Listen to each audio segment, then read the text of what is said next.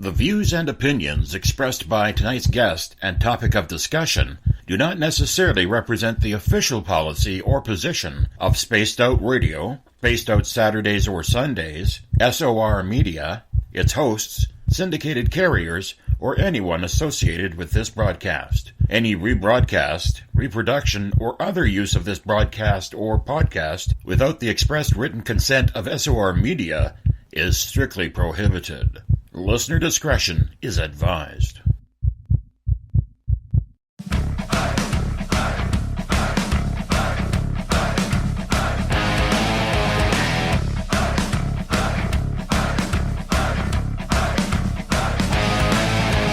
Are you experienced? Then come own the night with us.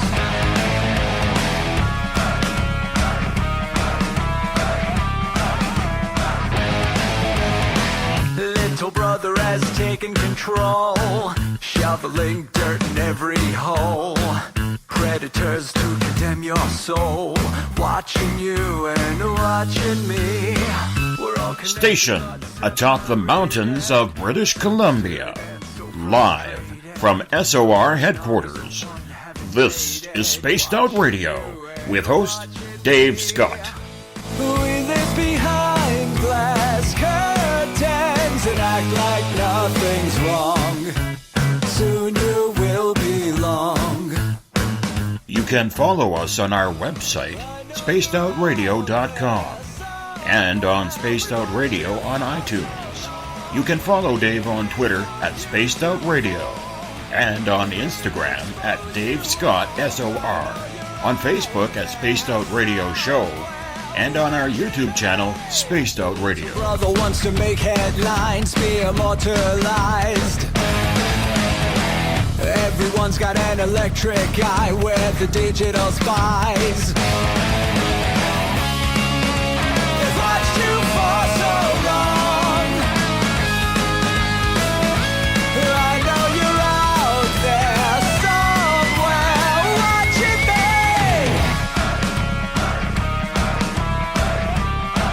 me. Buckle up, space travelers. It's time to go for a ride on Spaced Out Radio with host Dave Scott. I know you're out there somewhere. We've watched you for so long. Wait for you to fall. We will expose you all. I know you're out there somewhere watching me. Little brother wants to make headlines, be immortalized. It's Tuesday, October 2nd, Wednesday, October 3rd, if you're on the East Coast or across the pond. And this, my friends, is Spaced Out Radio. Hope you had a great day and night. I am your host, Dave Scott, broadcasting to you live from the Great White North, on top of the mountains that are quite snowy right now of central British Columbia, right here at SOR headquarters. We're 150,000 strong nightly on the SOR radio network and Deep Talk Radio, and we welcome you to tonight's show. If you want to take a listen to our archives, they are free at youtube.com/Spaced Out Radio. Just do me a favor, hit that subscribe button. Our website is spacedoutradio.com, where we have a plethora of features for you. You can rock out to Bumblefoot, shop at our store, read up on the encounter online, and so much more. Tonight's show is brought to you by the YouTube channel Ensuho. Sebastian Martin brings high-quality messages to the masses. Go to spacedoutradio.com, click on the Ensuho banner, and subscribe to the channel today. The first Tuesday of the month, we bring in Geraldine Orozco from Bay Area Meditation in San Francisco, California, for a show we call around here The Spiritual You. It's a show where we get into everything from spiritual healing to alien contact, and tonight we are stepping into the alien realm with a spiritual twist. There are many people out there who claim to get these downloads, and there are just as many, if not more people, who have had a real emotional issue with ET contact, whether it's benevolent or malevolent. It's a confusing topic that plays with the body, mind, and soul. So we're going to dig deeper into that tonight. Geraldine's website is bayareameditation.com. Then at the bottom of hour number 3, Everett Thiemer will be back for the latest of the edition of The Encounter from the SOR Newsroom. But first, we bring in Ms. Geraldine Orozco from San Francisco's Bay Area Meditation. How are you tonight, my friend? Hi, Dave. I am fantastic. How are you doing? I am doing well. You know, the last couple of weeks, about the last 10 days, has been pretty hard. I had to speak at 2 different Paracons, one in Washington State and one right up here that we did for the Caribou Paracon. In between that, I got one of those throat and chest colds, you know, where... Oh, no. Yeah, I'm still kind of battling it a little bit, but I'm in that last stages where it's just like, come on, get over it already. And then... in the last 24 hours, we got like 7-8 inches of snow. Oh, my goodness. You're kidding. I actually saw some of your pictures. I mean, it is just unbelievable. It looks like midwinter out there. How are you guys managing the cold? Is it pretty cold? How is it up there? Well, the temperature isn't too bad. The problem is nobody's ready for winter yet. I mean, many people don't even have their snow tires on yet. But, I mean, the big thing is, you know, for me personally, I had to race today. I dropped my son off at school. Then I had to race into town because I hadn't even got him winter gloves for school yet. I thought, oh, I have time. Aww. I have time. So the poor kid, his hands were cold this morning, I drove him to school. So, you know, I had to run into town, got him a couple pairs of gloves so that way his hands would be warm. And I think he forgot that they were in his backpack, so he didn't wear them at lunch. And I'm like, oh, my boy, what are you doing? and then all of a sudden you're thinking, like, I haven't even checked out how my snowblower's doing and if it's working properly. I got to do all of that. And I've only got about a third of the firewood that I need for the winter to keep the house warm. And now I'm going to have to go into the forest and try and find some dead trees that are covered in snow. My life just got a little bit difficult. Wow, that is unbelievable. I don't know what is going on with the weather. Well, you know, we could talk about that some other time, about weather modifications and how our weather is getting messed with and played with a little bit. I mean, it's unbelievable. I mean, over here we were expecting to have a hurricane as well, which we dodged, thankfully. But I don't know, Dave. It's interesting. We got to get ready for everything, I guess, at this point. I know. It's insane. I mean, trust me, I love the snow. I love playing in the snow, and I think there's only one family member that we have that loves the snow more than I do, and that's my dog, Doug. I mean, he saw the snow today, and I couldn't even get him inside today because no bloody way. There's snow outside, and he had to play, and he loves to run around, and he's one of these dogs that will bury his face in the snow and run at the same time, so he's like plowing snow with his nose. It is the most hilarious thing, and I love the guy for it, but, you know, it's just, I wasn't ready. I would be ready in November. Not ready now. Not ready now. Right, a month early. Oh, my goodness. Well, I wish you the best up there with whatever you're going through. Hang in there, stay warm, and oh, my goodness, the winter is coming, and here it is. No kidding. No kidding. If this is a sign of the winter we're going to get, we're going to have a lot of fun. Going to have a lot of fun because normally we get a really dry snow. This was really, really wet, which usually means it's not going to stick around. But just got to hit that panic button. It's like, come on, I need to get this on the road. You know what I'm saying? Got to get things going here. Got to get my winter ready.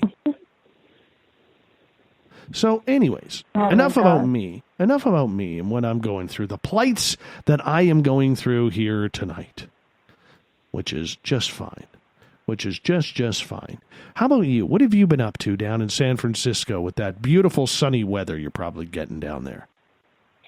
Well, like I tell you, it's been interesting. We kind of dodged the hurricane for a little bit, but now we're okay. It's actually kind of warm out here, about 70 degrees this week. I hate to rub that in your face. But I mean, it's beautiful, and it's been very busy. I have a lot of very exciting projects coming up, And this coming month, we're going to be traveling a lot. I'll be speaking in London coming up on the 14th at the UFO Academy, so I'm very excited about that. And the next weekend, on the 21st, I'm going to be speaking in Los Angeles. Alba Weinman, who was the hypnotherapist that helped me bring out and speak about my ET contact, which we're going to talk about a little bit today. We are going to be getting together to do an incredible healing program. And she's going to be doing a group hypnosis on everyone to assist each one of them in coming into a guided journey of their past lives and healing. And we have some beautiful programs to help integrate some higher understanding of the body, how to utilize the body for protection, for healing, get a really nice deep jump start on your practice, on your spiritual practice, and deepen it as well as we come into the holidays here. Because Lord knows, when the holidays come, we seem to get so, off balance with all of these distractions of our external world. So we hope to help and create some nice little practices for everyone that joins us there. So please be sure to buy your tickets for that. And at the end of the month, I'm excited to be at Cosmic Stargate to the Cosmos in New Mexico. So a lot of very exciting events, and that's going to be an amazing event with 94 speakers, if I'm not mistaken. It's going to be a huge event. So a lot going on, and very blessed and very happy to be here, Dave. So, yeah.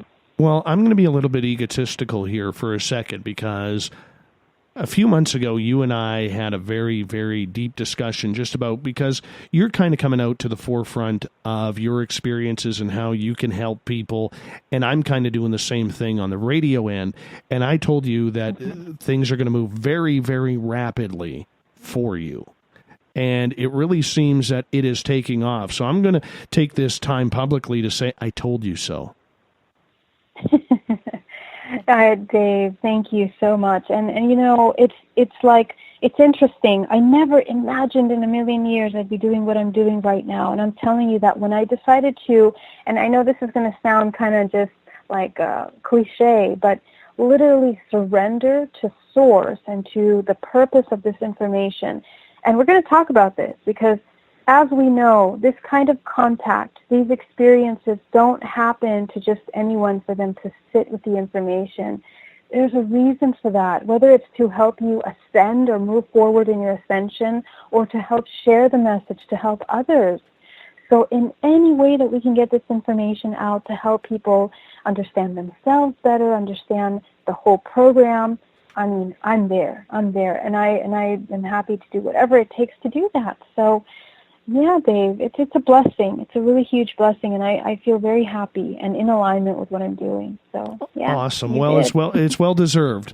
It is well deserved, and for people who haven't heard Geraldine speak publicly yet, you really need to. She is one of the up and coming voices that is very, very influential in helping people deal with the issues that they have, both spiritually along with ET contact. And for our listeners out there, you've heard us say a number of times on this show, where are those next speakers? Where are those people who are in that 40 and younger crowd who are going to take this genre to the next level? And that's why we have Geraldine on this show, is because I believe she is one of the people out there who's going to be able to do that.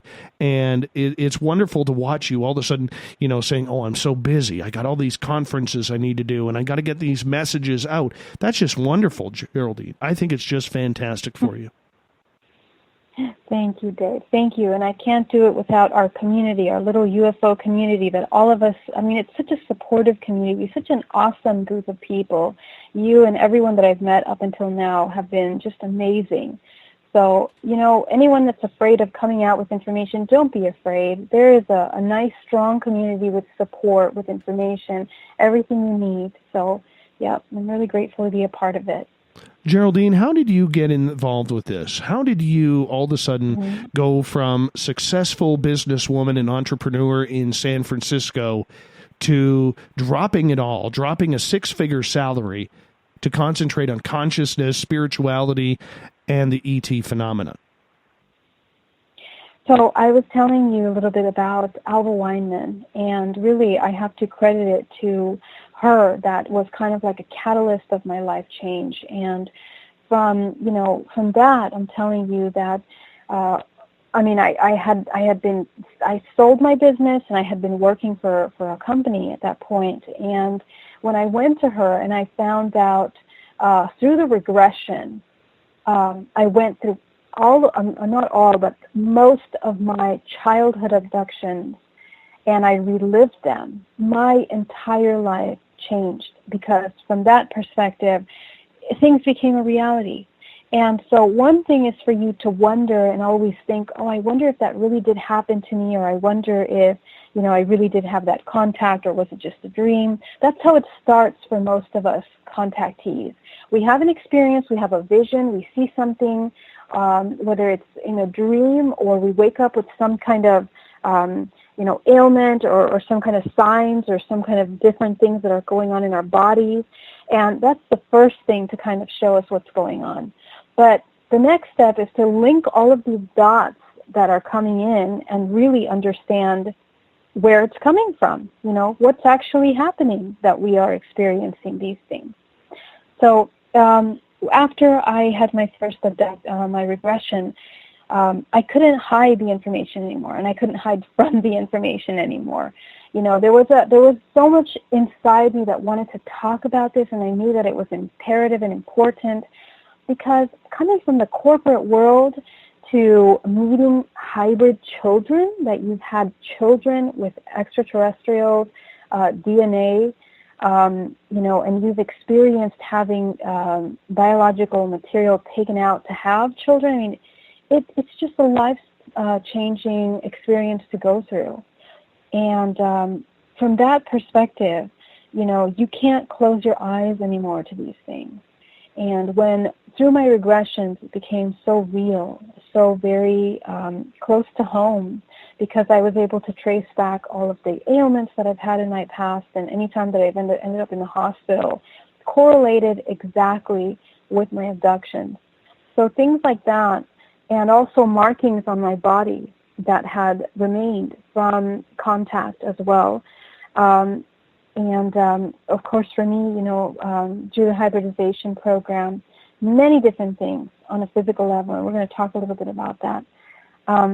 But I couldn't close my eyes to the information anymore, and I had to honor it. I had to honor it and talk about it. So for me, starting off on this journey of talking about this information and sharing it with the world was a must. I mean, there's no question about it, because there are other women out there and men that are experiencing these experiences and have no idea what to do with them.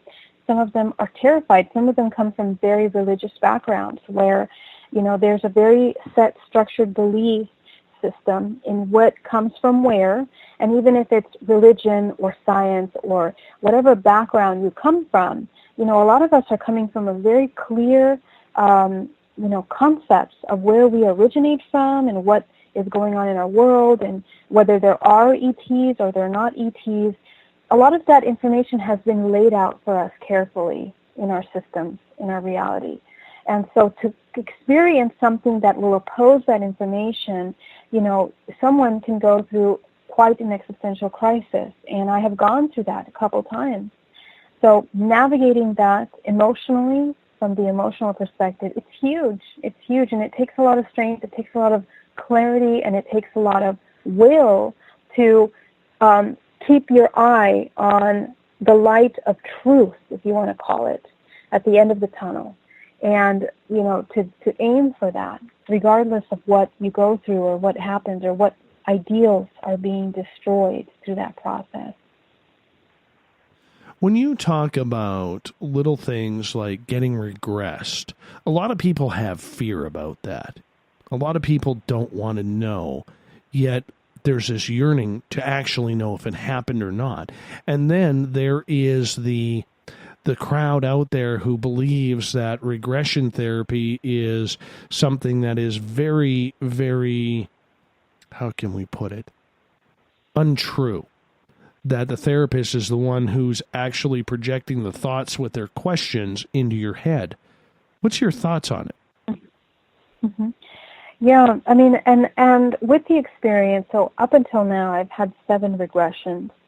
And when I first came into this information about even having the opportunity of being regressed, I didn't know much about, regression or the good and the bad side of it until I started to do research. And I had 2 options. For me, the opportunity that presented itself was to have a session with Alba Weinman. But when I first came to Alba Weinman and I told her why I was getting my regression with her, she wasn't prepared, or she never experienced going into these kinds of deep regressions where you go into alien abductions, or it's more like, it would have to be more like clinical research, really. Because something like that where, you're reliving those emotional traumas is something that, it should be recorded and documented. And from what she does is a very unique technique that is more focused on healing. So it was something that first of all, she wasn't very, 100% in the boat about alien contact or what happens, or the hybridization program, until I started to talk about it during the session. And after the session, I think that, both of us, our worlds kind of got turned upside down because neither of us were prepared. So my first hypnotherapist really wasn't in the field of alien, research or documenting abduction or any of that. So it kind of gave me the opportunity to come from a more open perspective. And so when I suggest that you do the research to find the correct hypnotherapist that will help you navigate your experience without any kind of influence. And you can either choose, of course, someone that has a lot of experience, that has the ability to guide you. Because one of the things during my regression that I recall is that through super traumatic reliving of that experience, your body begins to feel the pain that you've experienced, or you start to emotionally get involved in what you're seeing and experiencing. So you really need someone to assist you in navigating those emotional highs and lows. And that is the art of a hypnotherapist, of a professional hypnotherapist that has the experience. So from that perspective, I suggest also seeing other hypnotherapists, and I've worked with Barbara Lamb and Misha Johnson, which are specializing in ET contact. So in comparison, my 2 sessions were interesting because with the other regressionists like Barbara Lamb and Misha Johnson, they have a lot of experience with ET contact, and they are trained to help you access the information necessary to understand what is happening in your experiences, but in no time do they guide you or lead you on or ask questions that are kind of fishing for experiences. And really, I have to tell you that when you are in hypnosis, first of all, some people have a lot of hard time getting in hypnosis to begin with. And secondly, when you're in hypnosis, your mind, certain aspects of your mind are almost as if they are disabled. So you don't have the ability of analyzing or creating or manufacturing ideas or imaginations. It's something that taps into the depths of your mind, and you're pulling up subconscious information that was locked away. And that's why hypnotherapy is so important, because it accesses deeper aspects of your mind that are not readily available, from the subconscious mind or the conscious mind.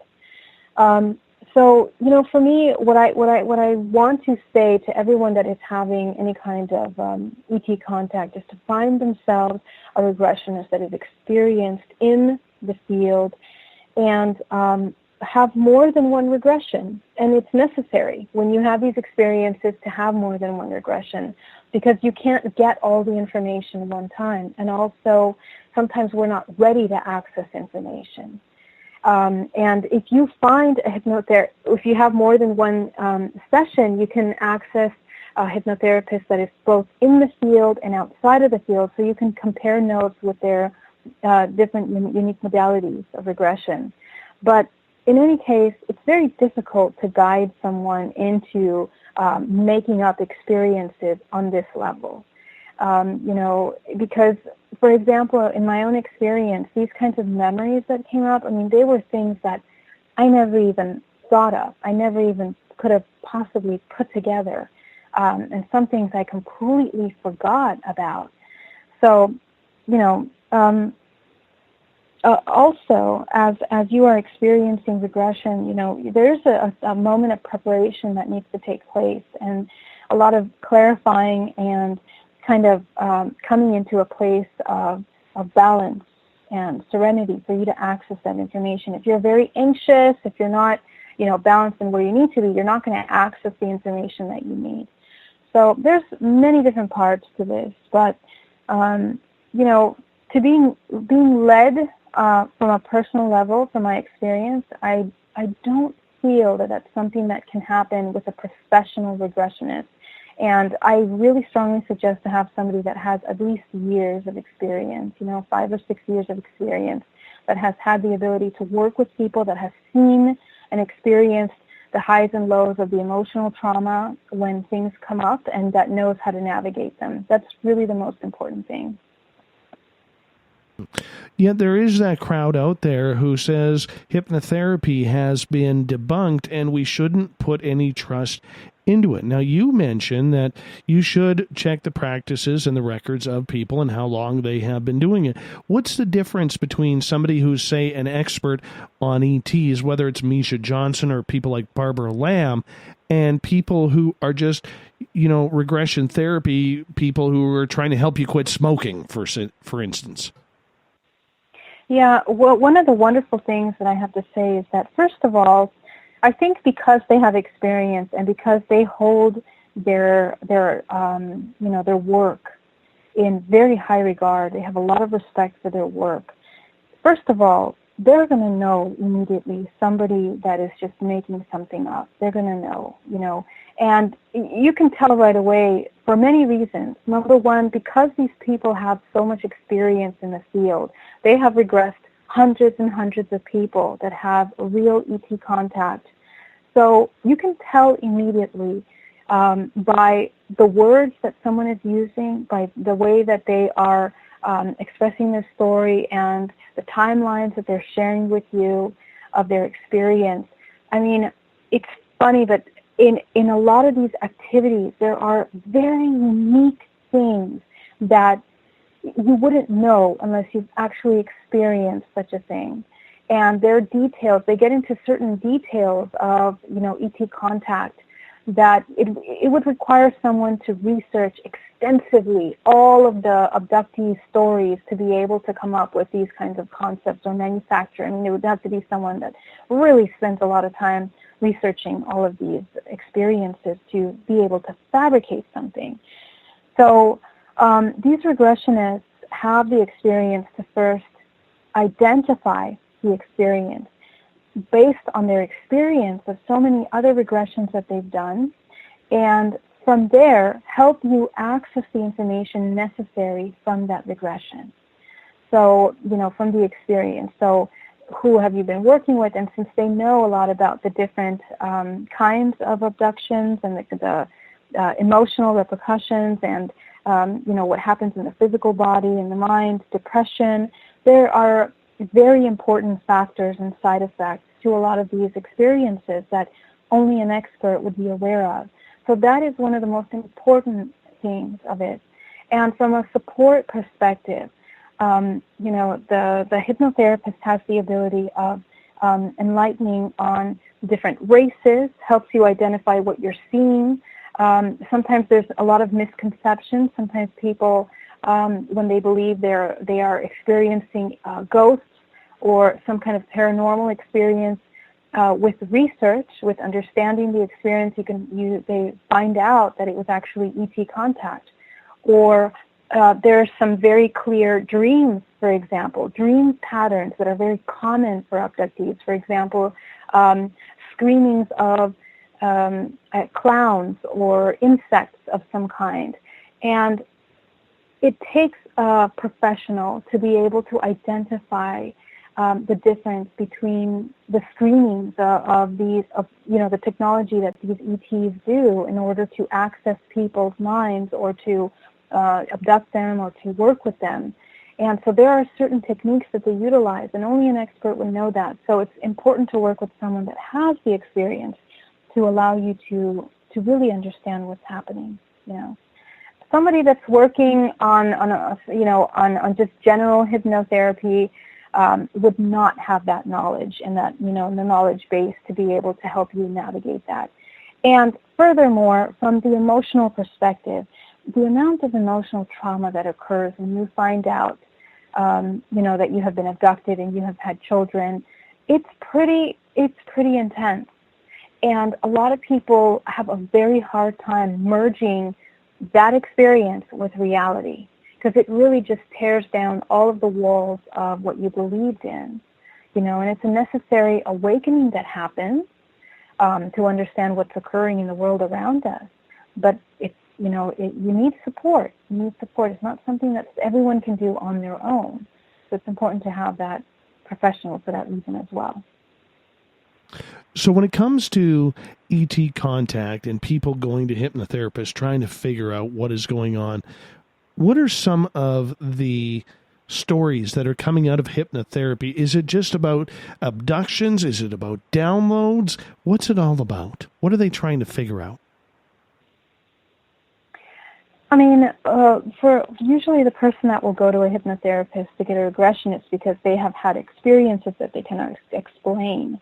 Whether it's through the hybridization program and they're having miscarriages, or whether they're having very powerful dreams and, they wake up sick.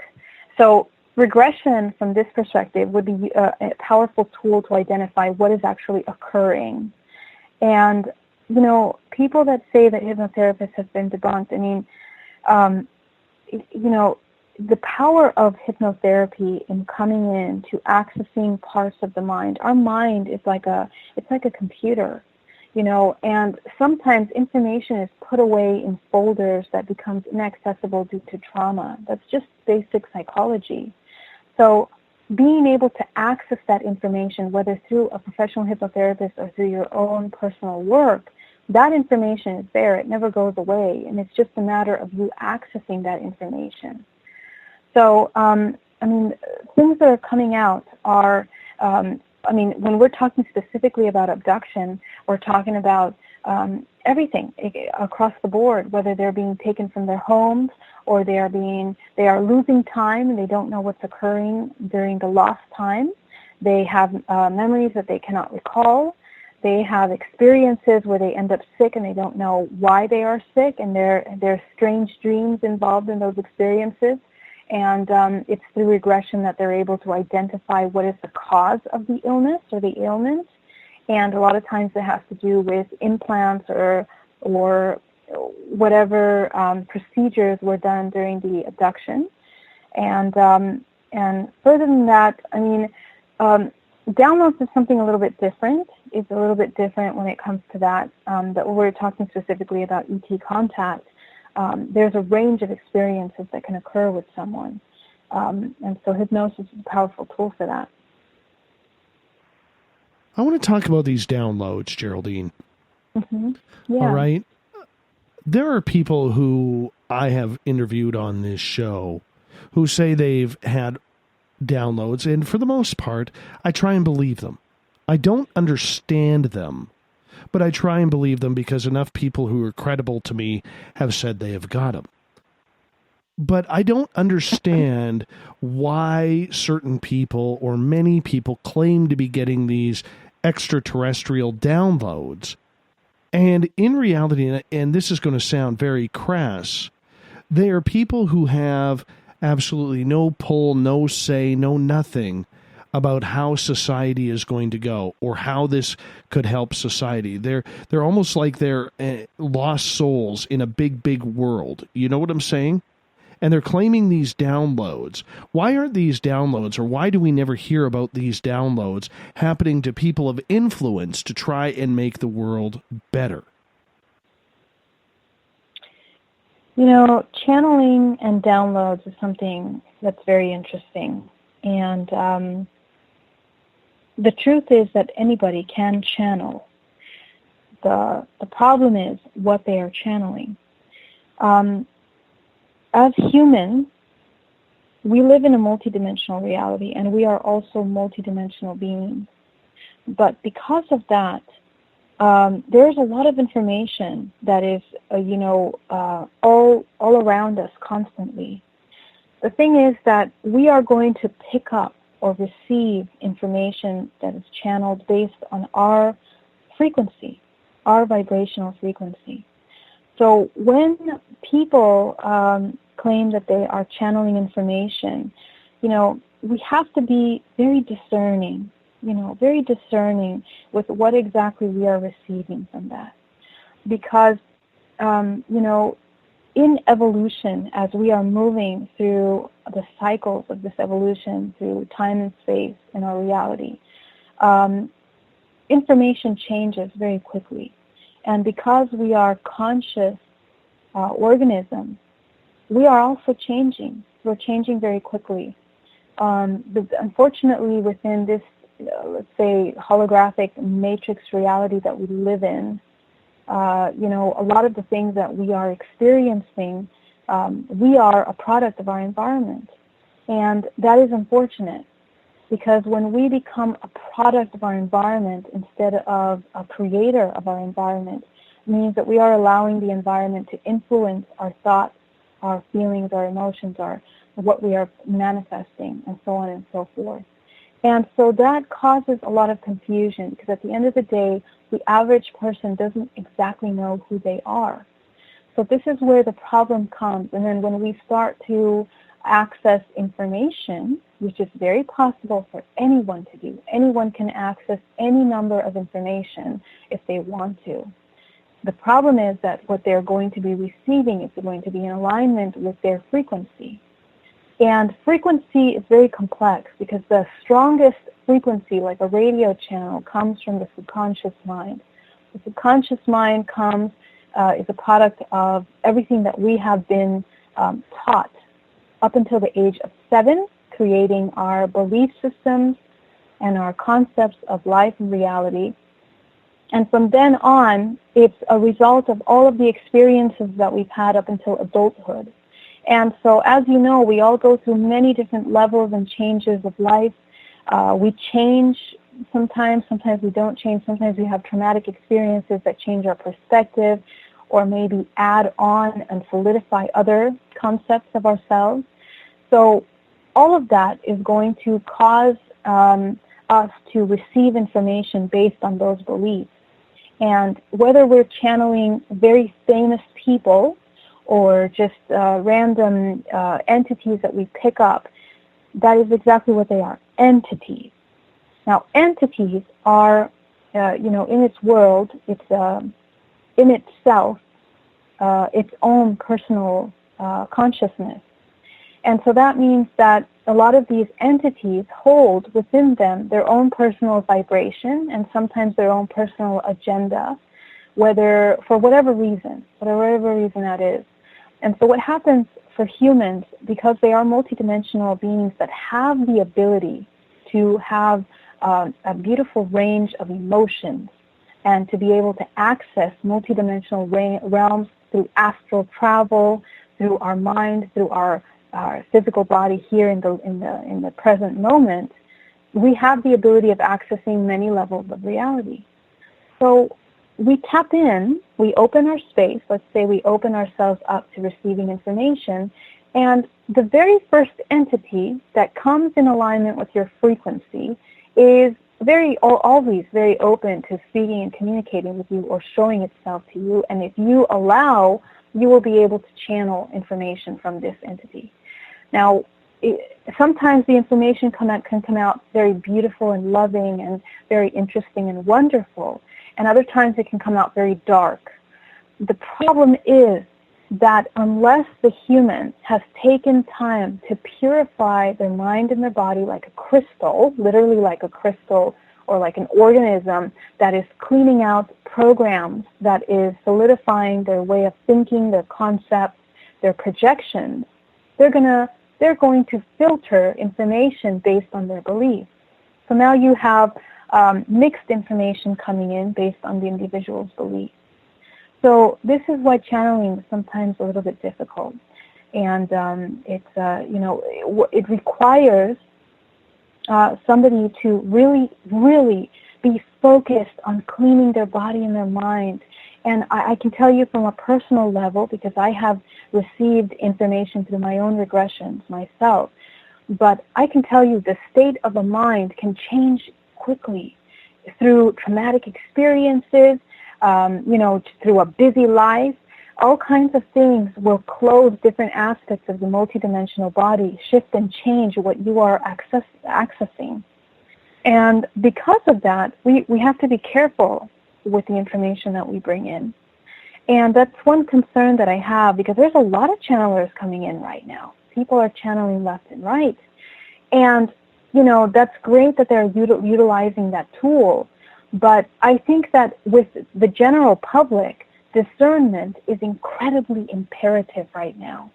And I also must say, from a higher level of looking at all of these beings and the different beings, as you know, my perspective of, how our reality is being carefully manicured and constructed for specific agendas and purposes, I feel that in this particular time, we need to be careful with who we're listening and always utilize our intuition to decide whether that information truly serves us.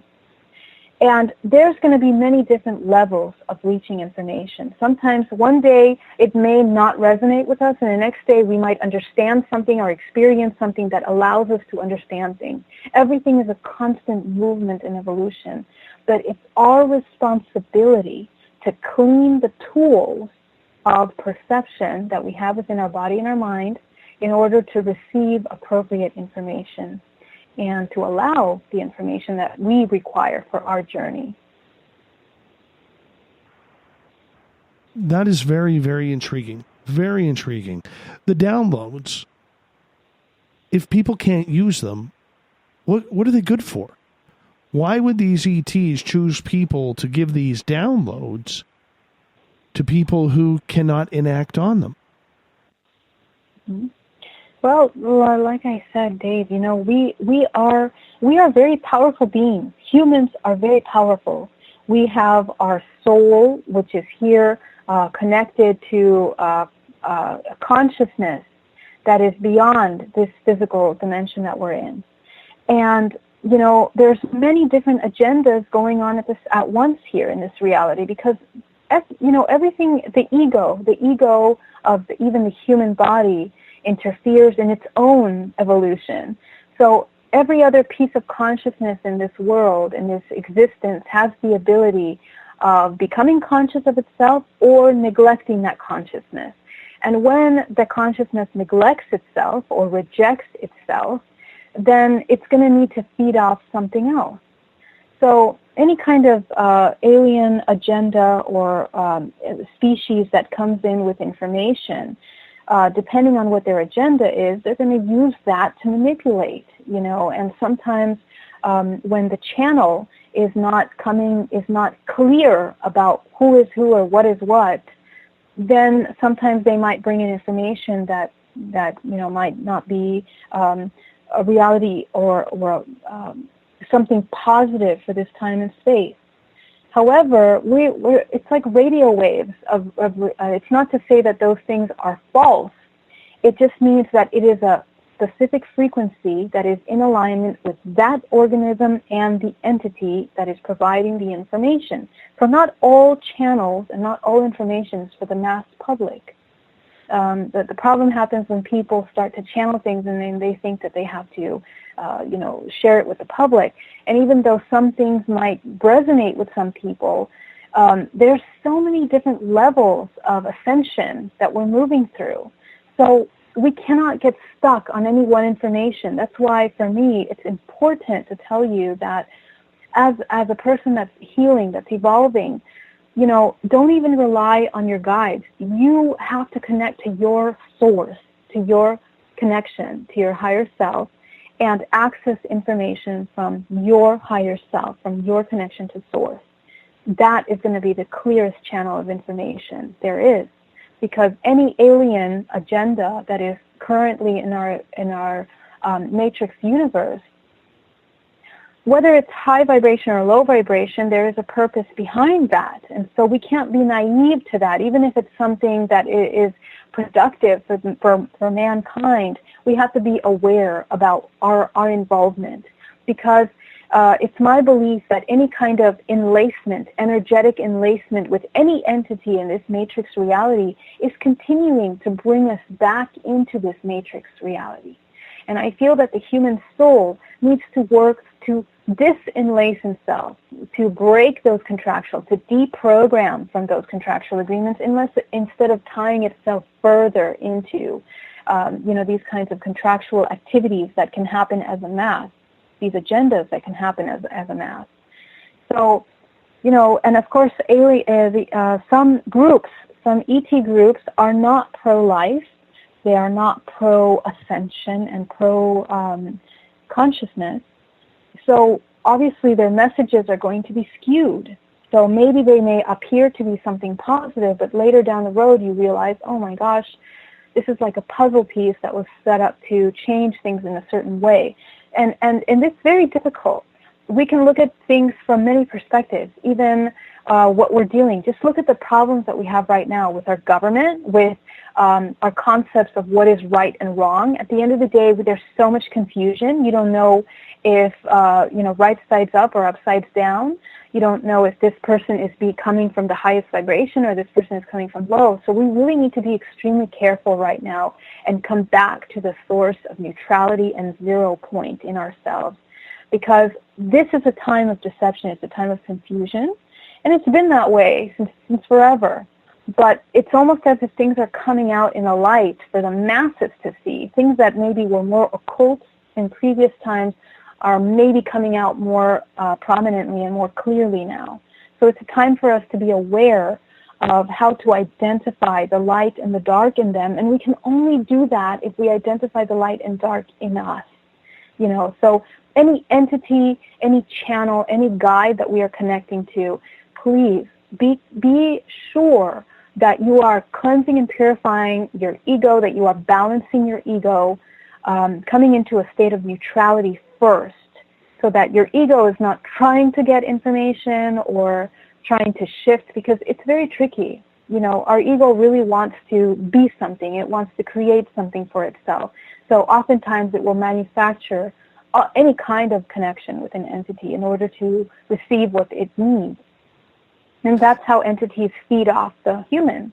Go ahead. I love this comment by Philip in the chat room. He says, I'm pro-life. Pro-death is no fun. I think that's hilarious, Philip. I had to mention that one on the air. Very well thought out comment. Mm-hmm. Getting back to these downloads, we have seen famous people have them. Mm-hmm. We're not going to say they don't happen. All right, but I do question whether or not a lot of people are claiming to get these downloads for the sake of their own popularity in the field of UFO/alien research.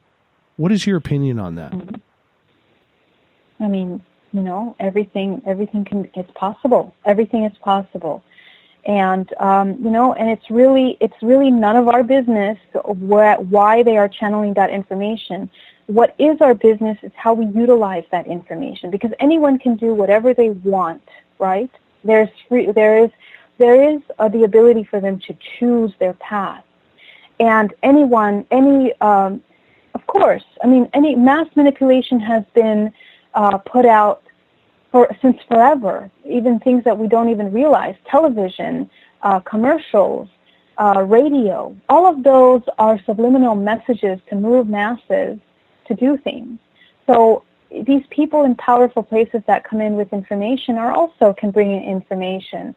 And some days they're spot on with incredible information, and sometimes maybe they're not as in alignment where they need to be. And that's just because we're human. We're all human, and we're all bringing in this information. But it's our responsibility to utilize and to have discernment when we listen to those things. We cannot judge people.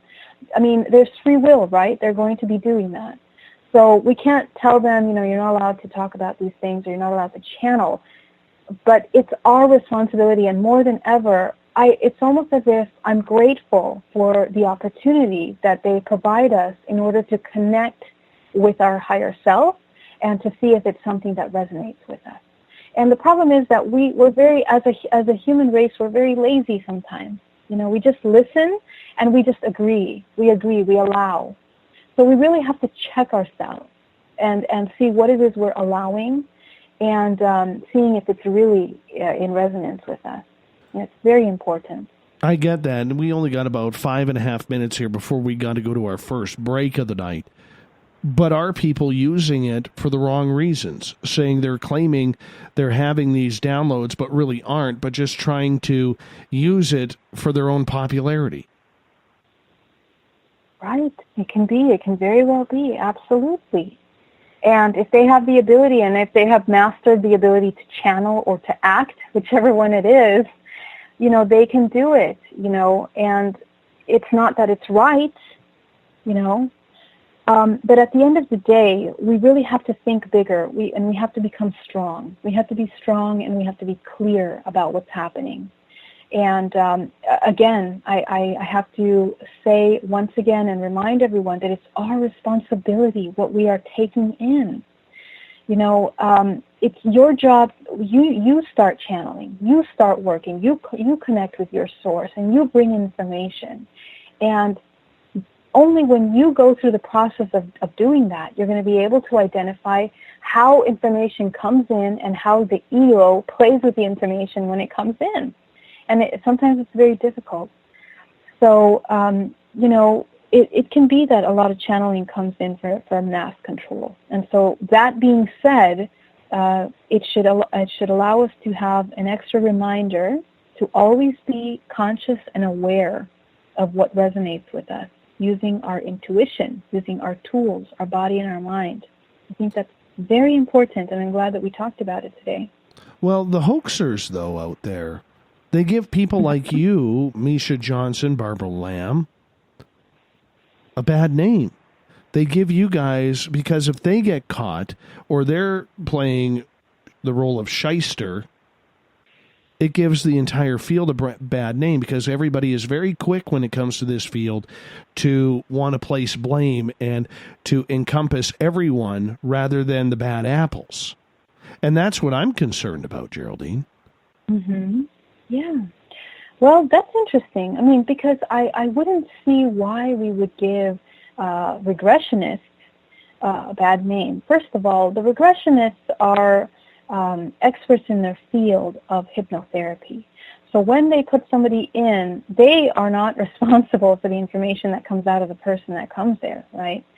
So we cannot hold them responsible in any sense of the way for information that comes in through each person. Most of these regressions are quite private. Most of them are not for the public. They're for their own ascension, from their own perception, from their own filter, and their own experiences. So if channeling comes in through that information that resonates on some level, that is up to them. It's something personal, So this is just a tool. The body is just a tool to bring in information. So these regressionists, they should never be held accountable for that, because it's their job to facilitate that opportunity for the person to bring in information. And a lot of this is very personal. It's not something that's usually publicized. We got about 2 minutes here before we got to go to break.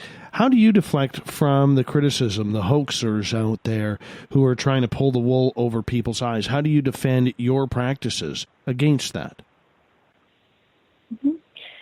Honestly, I think that it's when we as practitioners or healers come in face-to-face with a hoaxer, I mean, can tell, you can tell right away. And in my experience, I have not come across anybody that comes and has any made up stories or anything like that. So it would be very clear. And of course, I know Barbara Lamb and I know Misha Johnson have a very strong intuition. I don't think that they would give them the time of day, to be honest with you. I think that it would be something that, you know, if they're really making things up, you can tell right away. You know, you can tell right away when someone is lying about something. So I would definitely say that discernment on their behalf is important in any practitioner, and not to tolerate that. As professionals, you know, we're not going to tolerate with mockery of this. And it's unfortunate. It's a disservice to themselves, and it's a disservice to the information and the experience. And it's unfortunate for that soul that has to feel that they need that in order to get validation on some level. That is very unfortunate for that soul. So I think some kind of extra support would be required for that soul as well that's going through that, you know, because that's unfortunate that the person doesn't have the ability to find worth in another way. Mm-hmm. No, I totally see where you're going with that, because in the end, you have a business and a reputation to uphold, right, as does anybody in this field who is trying to do it properly. And it's the same thing for a show like this. There's a lot of people out there who do not like a lot of other radio shows, and they think we're all just a bunch of garbage because we're not Art Bell. And, you know, some people show up for work, some people don't. Some people try to be professional, some people don't. It's just the way it is. But you have to battle through it. And I think that's what you're doing, and people like Barbara, Misha, other people along those lines as well are battling very hard in order to maintain that sort of credibility. Geraldine, I'm going to get you to hold on here because we're going to go to our first break of the night. Geraldine Orozco from BayAreaMeditation.com in San Francisco, California joins us the first Tuesday of every month for a segment we call The Spiritual You. We have Geraldine for one more hour tonight. Then we got Rich Giordano coming in for half an hour. Then Everett Thiemer for the news. We'll be back with more Spaced Out Radio right after this. Find your escape where time has no limits. It's about living today and cherishing the heritage of yesterday. A spirit of adventure for what is new, with the nostalgia of the past. Your timepiece is a reflection of who you are. Life surrounded by beauty from the world around us to the soul within. EscapeWatches.com. There is no time like the present to enjoy your escape. Use promo code SMF2017 for your 20% discount today. The freedom to post what you want, when you want. That's the social media freedom you need. Social Media Freedom is the free app in your app store. No need to worry about going to jail or being shadow banned any longer. It's the freedom to say what you feel. The freedom to know Big Brother isn't watching. It's the way social media is supposed to be. Social Media Freedom. It's time to set yourself free. Download from your app store today. Coming September 28th to the 30th, it's our first annual Caribou Paracon, put on by Spaced Out Radio and the Canadian Society of Questers. 3 days of paranormal, supernatural, and spiritual knowledge in the beautiful 108 Mile Ranch, British Columbia. Tickets are $150 Canadian for the event, being held at the Spruce Hills Resort and Spa. Come watch our featured speaker, Grant Cameron, along with Lorian Fenton, David Weatherly, Ross Allison, and more. The Caribou Paracon, celebrating everything paranormal. Hi there, I'm Butch Witkowski, lead investigator with U4Cop. On the final Monday of every month, you can listen to me and host Dave Scott on Spaced Out Radio's Strange Days. We're going to get to the heart of the matter when it comes to what's happening out there. People are seeing and experiencing things from ET contact to Bigfoot, and I want to hear about it. Your experiences are what we investigators need to help solve these unknown mysteries. So tune in at spacedoutradio.com to the final Monday of every month from Butch Witkowski's Strange Days. Hi there, this is Tessa Nicole Thomas, and I'm going to take you for a ride every Sunday night on Spaced Out Sundays. I'm going to set up your week with some strange tales from across North America, from psychic readings, Sasquatch, UFOs, to the most haunted locations. Come join me at spacedoutradio.com starting at 9 p.m. Pacific, midnight Eastern, and let's get weird together. I'd love for you to join me. Spaced Out Sundays at spacedoutradio.com. There's news and there's the encounter. This is Spaced Out Radio News Director Everett Thiemer inviting you to check out The Encounter. Our half-hour news segment every Monday through Friday night is different compared to what you're used to. Our goal is to bring you the weird, strange, and interesting stories the mainstream tends to leave out, and stories that will make you scratch your head in disbelief. The Encounter can also be found at spacedoutradio.com and on our Facebook page, SOR The Encounter. Come give us a read. We're bringing scientific thought to the paranormal. Hi there, this is Spaced Out Radio scientist Chris Cogswell. Join me, Chris Zuger, and Dave Scott the second Wednesday of every month, where we break down the who from the woo when it comes to everything paranormal. We'll investigate and try to bring sensible answers to those straight and sometimes outlandish questions people have. Hey, not everything has an answer, but we'll do our best. Listen in to Reality Paranormal only on Spaced Out Radio. Heading to Vancouver and looking for some great nightlife? The Moose Vancouver is the place to be. Catch a game on one of the big screens or just come rock out to your favorite 80s and 90s hair bands. Great food starting at $6.95. The Moose Vancouver is open until 2 a.m. nightly. It's easy to find near the corner of Nelson and Granville. The Moose Vancouver is the official rocking bar of Spaced Out Radio. Are you interested in advertising on Spaced Out Radio? Head to our website at spacedoutradio.com and click on our advertising tab.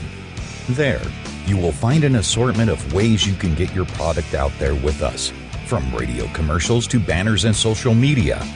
Have a product you like our hosts to endorse? We can do that too. Visit spacedoutradio.com for more details. Do you want to know what's really going on in your world? Do you have questions about who you can trust in the mainstream media? Then look no further than the Rebel Planet. Come get the straight answers right here at spacedoutradio.com. Join me, Jamie Sexton, creator of Rebel Planet News, as I fill you in on the stories behind the stories. All you truth seekers, be sure to tune in to Rebel Planet on spacedoutradio.com the third Thursday of every month. Visit purpleplates.com today. For over 40 years, the Purple Energy Plates have been delivering amazing results for their many customers. Inspired by the great genius Nikola Tesla, the harmony, healing, and energetic effects of the plates have proven over and over to be beneficial and often miraculous to thousands of customers. Check their site for daily specials and choose from their many energy products. You won't be sorry. Visit them today at purpleplates.com. So, you love talk radio? Then you'll love TalkStreamLive.com. TalkStream Live is always on, 24/7, with the best streaming talk shows. Find your favorite talkers and discover some new ones. It's free, readily available online or on mobile with any smartphone or tablet. Finding your favorite talk shows all in one place has gotten a whole lot easier. Just go to TalkStreamLive.com. Be sure to download the free apps from Google Play or the iTunes App Store.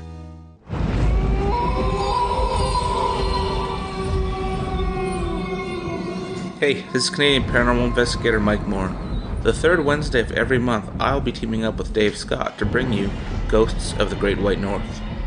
Each month, we will bring on guests from across Canada to discuss their ghostly encounters.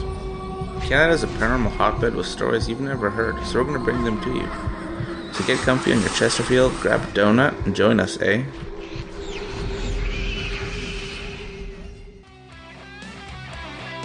The views and opinions expressed by tonight's guest and topic of discussion do not necessarily represent the official policy or position of Spaced Out Radio, Spaced Out Weekend, Spaced Out Radio Limited, its hosts, syndicated carriers, or anyone associated with this broadcast. Would you like to connect with us? Head to spacedoutradio.com for all your latest show info. And hit us up on Twitter using the hashtag SpacedOutRadio. Now, back to Dave Scott and SOR. Welcome back to the second hour of Spaced Out Radio tonight. I am your host, Dave Scott. Thank you so much for being with us. Tomorrow night on the show, we delve into a weird mystery as Paul Franzak is trying to find himself. What does that mean?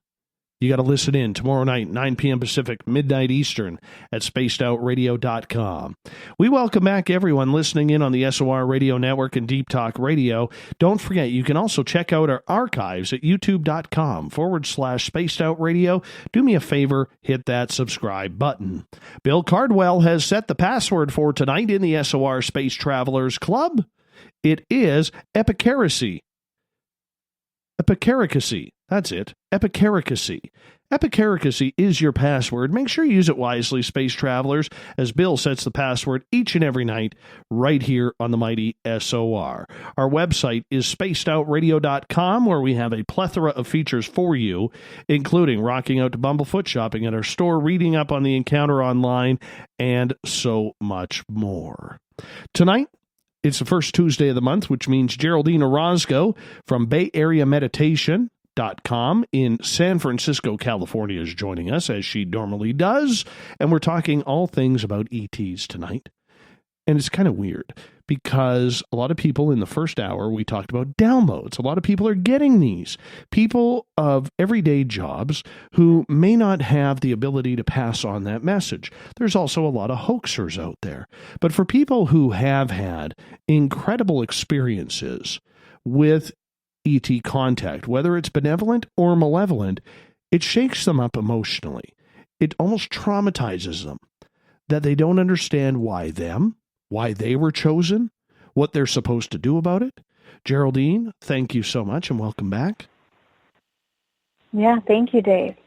When we talk about people who have had ET contact, whether it's in the middle of the night where they're taken from their beds or they're wide awake walking in a forest like I did, it's amazing how this affects people emotionally and physically scars them. And when I use that term scars them, I'm not saying in a negative way, because it can be positive as well. But there is a real mark that is left on people who have contact, Geraldine. Mm-hmm. That is correct. So how do we deal with it? How are we supposed to get through the emotional change that the mind, body, and soul go through when something this unbelievable happens? So I got to tell you, from my own personal experience, and I can only speak for myself, but with my life changed. I'm telling you, in 2017 is when my paradigm shifted, and I became aware of the aliens in our world and the alien agenda and everything that's happening and hybridization. And, you know, it is a very traumatic thing to have your entire world turned upside down. And not just from the perspective of experiencing the concept of being abducted per se, taken out of your home, your space, into someone else's space with these beings or creatures that are non-human. That's one thing. But another thing is when you start to realize that what that implicates, the implications of that from a larger perspective, from a more universal perspective. So what does it mean for your reality? What does it mean for your existence? And those are really the questions that cause the greatest amount of impact in people. Because everything that they have known up until that point has been shifted, sometimes shattered. And some of these experiences are very beautiful, and I have had a beautiful experience, and I've also had terrifying experiences. Terrifying in the concept of a human experiencing physical, let's say, experiments on the physical body by these monstrous, per se, beings that have inflicted pain on the human body, you know. Now, what is really important to point out about all these experiences, that once again, the things that happen outside of this world are not going to be in alignment with our concept of what is right and wrong, because they far surpass our ability to comprehend, any concept of morality, all of our concepts of ethics and moralities, and even our science and our physics and our belief system here only belong to us here on this planet. Okay, So that's the first step of understanding. If you understand that, then the trauma or the impact of experiences is going to be a lot easier to go through. Because in reality, it takes us back to the purpose of being a man here, a human on this planet. And I was reading this article the other day about the concept of marriage. And the concept of marriage, from an esoteric perspective, represents the unification of duality, of a positive and negative, of the divine feminine and masculine. And really, from a spiritual perspective, the purpose of mankind, of each human here, is to have this divine marriage within them, where they are unifying all aspects of duality within. And when that occurs, your perception of the world will change drastically, because the ego is no longer looking for validation or to experience through validation or to experience anything in general that can, validate this small concept of being your own personal entity here on this planet. We have to understand that we are so vast and expansive beyond this physical limitation of this little body, of this shell. And that's something that needs to occur for every contactee, for every experiencer. Whether your experience is beautiful or a terrible experience, you must expand your mind to be able to accept things that you have never been privy to, maybe before that moment. Even just the concept of life outside of the human body. No, so, go ahead. Finish up. No, I mean, and really, what each person is integrating here with the trauma is, their own concepts of their own limited beliefs. So that has to change, and that's going to happen on a physical level. It's going to happen on an emotional level. It's going to happen on, your multidimensional body, and also the way that you're thinking. You're conceptualizing reality. So when people are having emotional issues over this type of contact, because for the most people who have it happen to them, this is something they got to get used to. This is something they're struggling with, something that they cannot comprehend. It affects every part of their life, their working day, their families, their friends, maybe their ministers, that they are trying to figure out what is going on in their life. They question whether or not they're possessed. They question whether or not they're even sane anymore. And they go to their doctors, they get prescribed a bunch of drugs, but the experiences continue.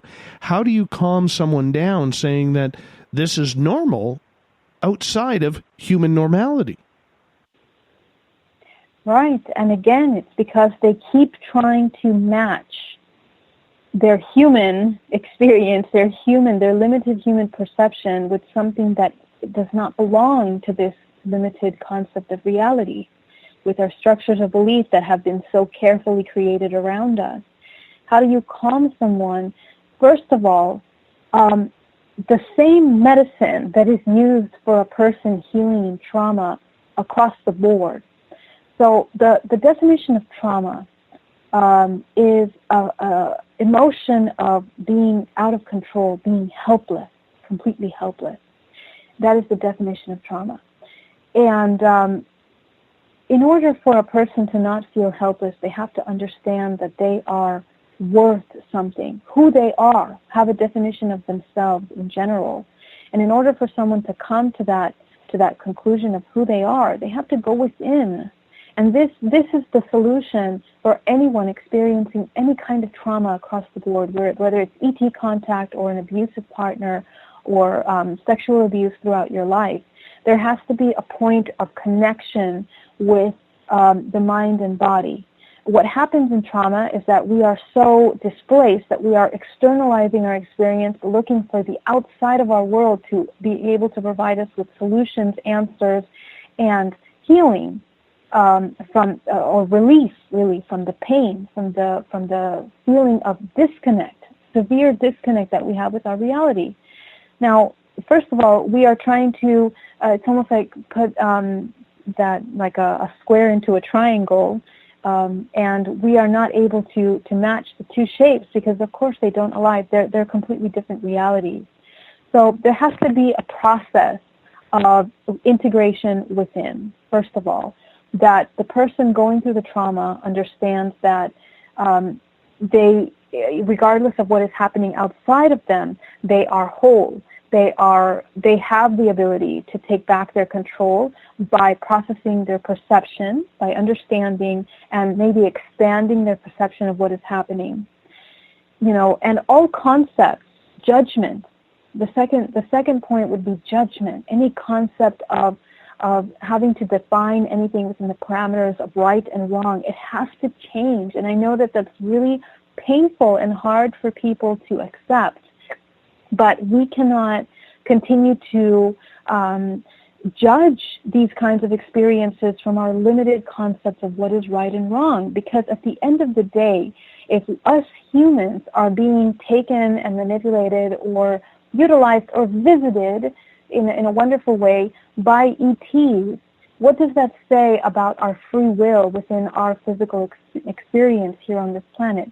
It means that, part of us, we have the ability to choose. But because we live in a multidimensional reality, some of these experiences, maybe you chose them before you came into the planet, or maybe you chose them before you incarnated into your body, and you don't know that you did that. Or these are interceptions in your life. Regardless of which one it is, your belief and understanding that your experiences right now are not all there is incredibly important. And so each contactee that goes through these experiences has to go through that realization, and yes, it's painful sometimes, but they have to connect with themselves and they have to come back inside and understand what their body is so that they can start taking back their power. There are ways to protect yourself from contact. There are ways to transform these experiences, but it takes dedication and it takes somebody's work, inner work. It takes some inner work. Uncle Dale in the chat room, really nice mustache, power mustache. He says the effect that an act has is not the same as the intent of the actor. What do you think about that? Yes, but what makes it impactful for the person is the perception of the person, right? So whatever the person is experiencing in that moment or believes that they are experiencing, that's what's going to be recorded into their system, into their experience.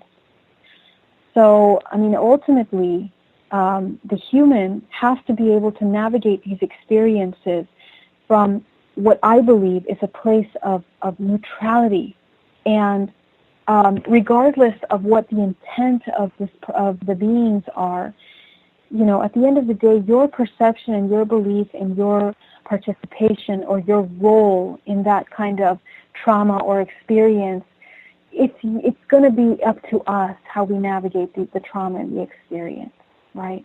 And it really just comes down to us really connecting with ourselves and figuring out what our belief system is and how it's serving us in that experience.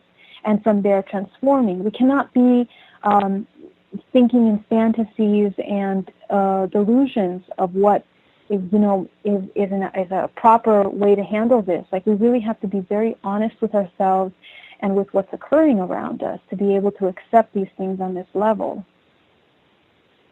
So how do we tell in regards to how we're supposed to react? How do we tell the truth from what could be fiction? Here's the thing, Geraldine. A lot of people will say that they don't remember, or they'll remember false things that happened. It's almost like their mind is playing tricks on them, or their mind has been erased. So how do we take that whole system and the trauma that goes along with it, whether you have good or bad contact, and make sense of it on a human level where you can understand what is happening? Or is it too high energy for the brain to even comprehend? Right, and really, for some people, it is too much for them to comprehend. So, as I mentioned before, depending on what each human, which individual can handle, that's what they're going to have access to, basically. Okay, if they're making something up, we have to look at that. Like, what exactly are they making up? Where are they coming from? Because in psychology, there's a lot of different, things that happen. Even for someone that has, for example, experienced a murder, sometimes they have experienced it and they can't remember what happened, even if it happened right in front of them, because their mind has blocked it out due to trauma, and the mind stops recording and processing and filing each experience because it's too much for it to handle. So when we look at these cases, we really have to take into consideration a lot of things. The person, their background, what they have access to, what they haven't had access to. And the majority of contactees don't have the background with contact. For example, for me, I've never read a book on ET contact prior to my experiences. I've never spent time watching YouTube videos. I just realized that I haven't watched a majority of these alien contact movies, and I'm trying to now watch to see other people's experiences. So, a lot of these informations that come in, some people can say they are pulled from the subconscious mind, but when there is a contactee that hasn't had previous exposure to any of this experience, they have very little to pull from, and it's not necessarily going to come from their imagination. It's going to come from the banks of their mind, and through regression, that's when things can happen. Now, when somebody that experiences trauma, it's very common that information can be mixed up or changed or moved around. So, we do have to take that into consideration when we're working with someone, because these experiences are so overwhelming that even themselves, they cannot process and comprehend what they've gone through. And again, the message is it takes them, it really takes us as humans to sit down with ourselves and take some quiet time to review the experience and remove our ego from the experience so that we can have a more clear and pure message and pure understanding of what we just experienced. And I can say for myself, I have gone through that process. It was absolutely imperative because, there was a point where I felt like I was going nuts, after the experience happened. And I know that this is true for a lot of people that have that experience, that they really need to take time off to kind of figure out what's happening and find themselves in the midst of all of these experiences. So it's a process. And again, as in psychology, we have to be very careful how we judge people when they're going through these things, and respect their experiences. When they say they have experiences, honor them. And, it's a process. Sometimes their story can change because of trauma or because of something that happened. But it doesn't mean that it's not true or it didn't happen. It just means that perhaps they are confused and they are coming into the truth of it. And again, it comes out in layers because that's how our mind works. It processes storing information in layers, and depending on how we access that information, it's going to come out more and more and more. So it takes a little of self-discovery. Mm-hmm.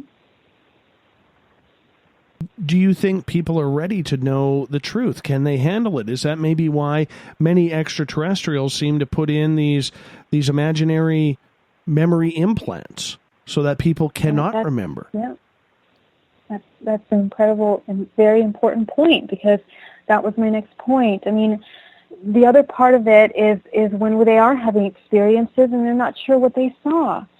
And, this is something that's very real in ufology and the experiencer, research, is that a lot of our memories are being screened by these beings, because we're talking about technology that transcends what we have now, what we can understand currently in our world, with our physics, with our science, with our technology.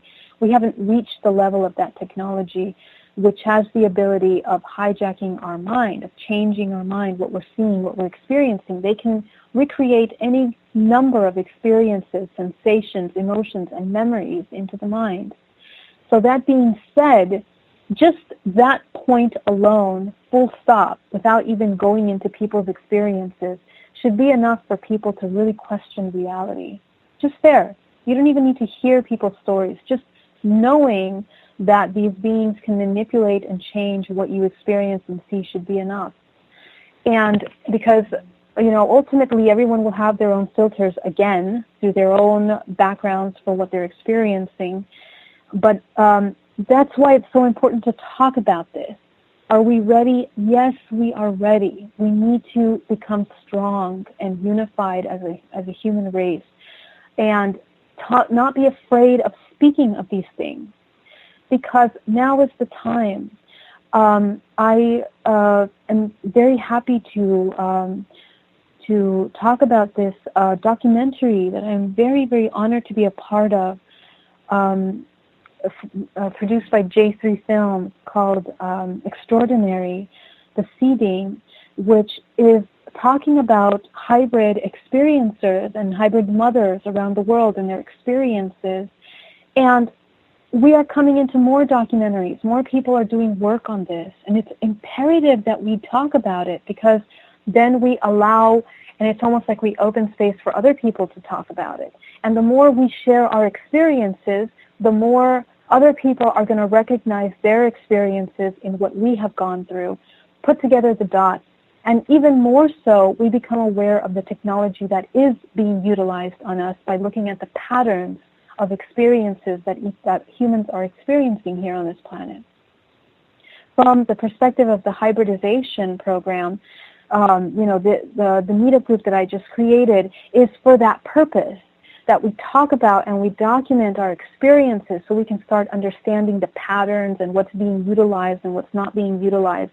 And from there, it would become more clear who is being honest, who's not being honest. And trust me, these kinds of experiences change your life. I don't think anybody is going to make up something like this just to create fame. There really isn't that much fame in this field. It's a very serious thing that affects your entire life, your relationships, everything, as you can see. For you and for me, Dave, you and me both have gone through that. And I know a lot of other people in the field have as well. And it's difficult to process. It is very difficult to process. Very difficult to process, sure. It takes time. I mean, this past weekend when I was speaking at the Caribou Paracon, and the day before I spoke, Samantha Mowat was there. And with her and I experiencing that ET in the forest, it's amazing how we're going on over 4.5 years now that I still cannot comprehend. And it's even more weird that sometimes when you experience something, Geraldine, you want it to happen again. You want to have that another shot at it because you're so much more prepared than you were the first time it happened. And I still find myself yearning for that experience to happen again. I put it out to the universe. I want it to happen again, because what I know now, if I had known back then, I would have went up to it. I would have went up. I would have, gone face to face, seen what it's all about. And I want to do that again.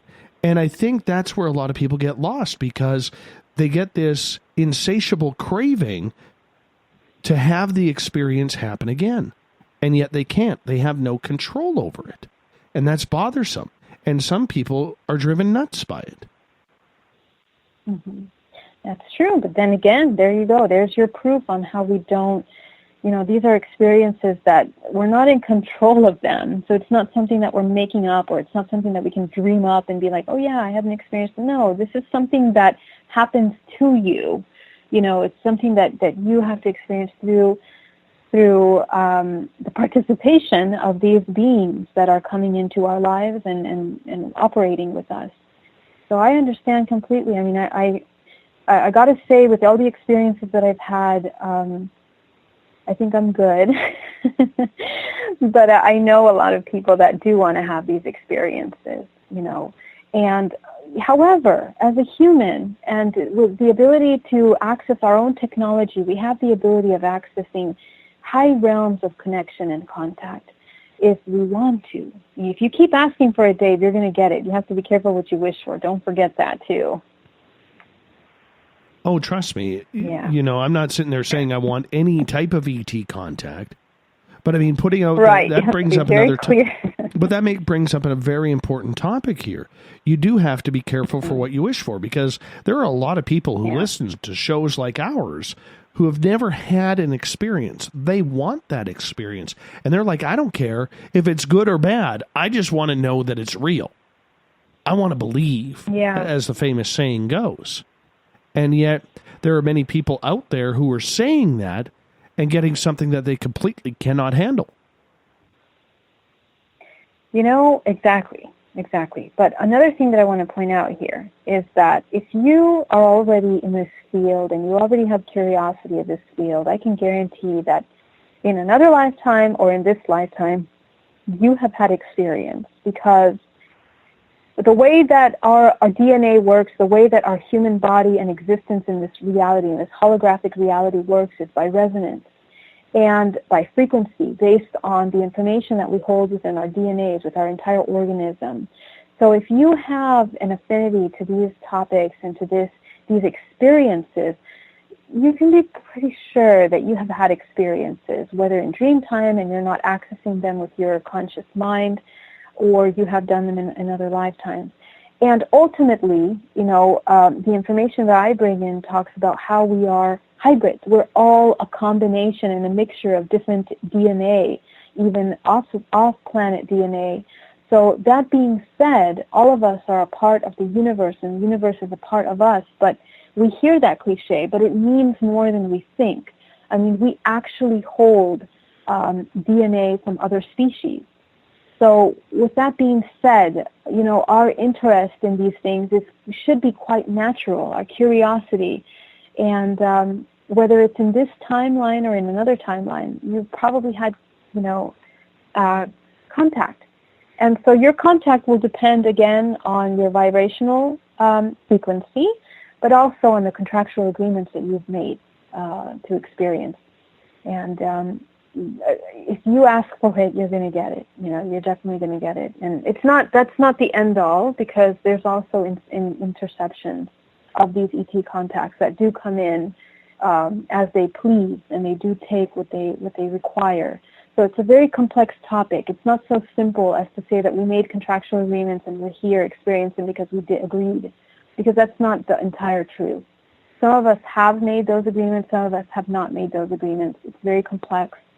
And the thing that we need to start talking about is the fact that there are extraterrestrial beings, and that we are very heavily involved, and we are sharing this space, this universe with them. So that's a good place to start. And from there, always find your own truth. You know, do your own research, get a regression, figure out what it means to you. There are people out there who say that they have, or they believe they've made these contracts previous to this incarnation, and I know you're somebody who believes in that. Why would anybody sign up to be a guinea pig for some malevolent aliens? Well, you can look at it from that perspective, but Dave, it's many things. Number one, you can look at it from the perspective that you are a guinea pig, but when you look at things from the bigger picture, we are all pure consciousness. Our soul is a fractal of Source, okay? And as a fractal of Source, Source is only purpose is to experience all things without any judgment, whether it's in this reality or in another dimension with different parameters of life, whatever that may be. Its consciousness becomes becoming conscious of itself through all experiences. There is no, our right and the concepts of right and wrong are only for us here in this planet. Do you understand? If you go beyond that, beyond the universe, those concepts don't exist. There's different parameters of belief or structures of limitations or rules.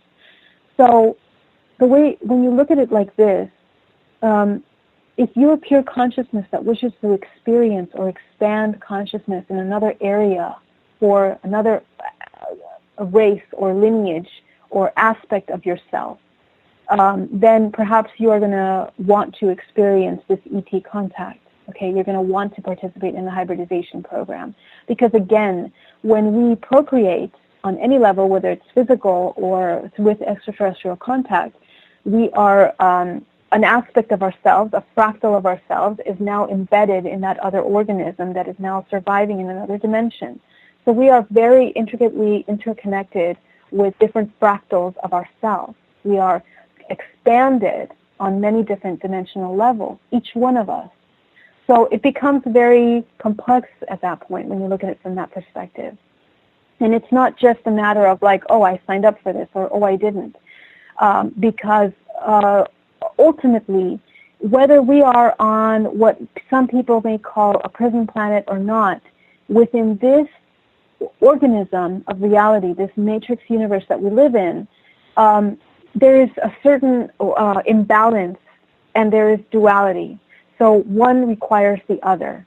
And so basically these beings require humans. And that's it. That's it. It doesn't mean that it's an atrocity or foul play that's happening on humankind.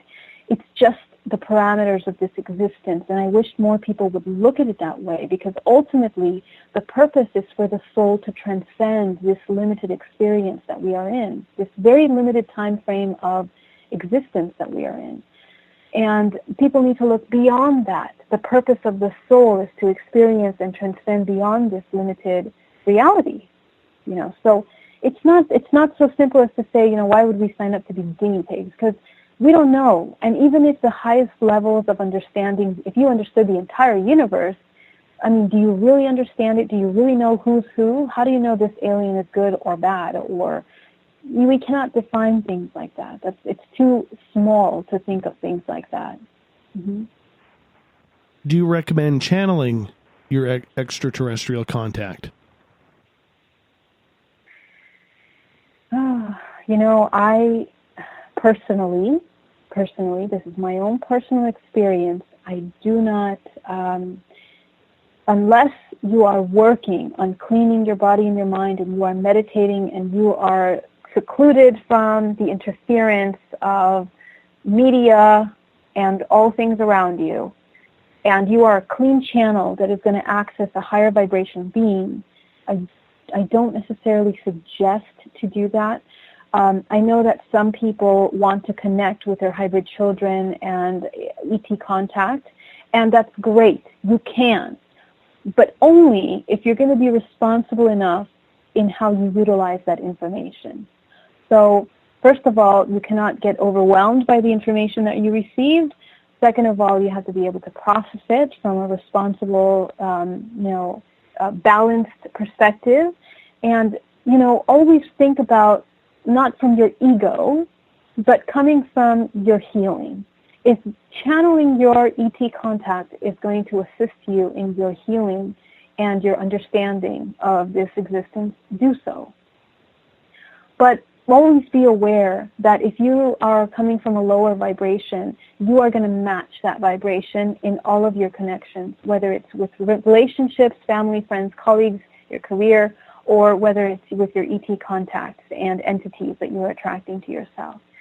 So my own work that I do not channel any kind of beings other than my higher self. And I do that because I don't know everything.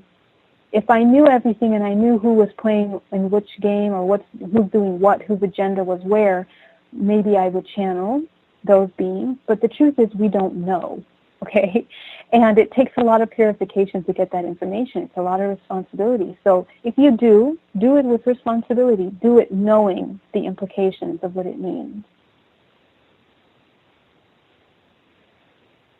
A lot of people who channel, though, don't know how to shut it off. They don't know how to close it out. They don't know if they're letting something out of their body after letting it in. How do you control that?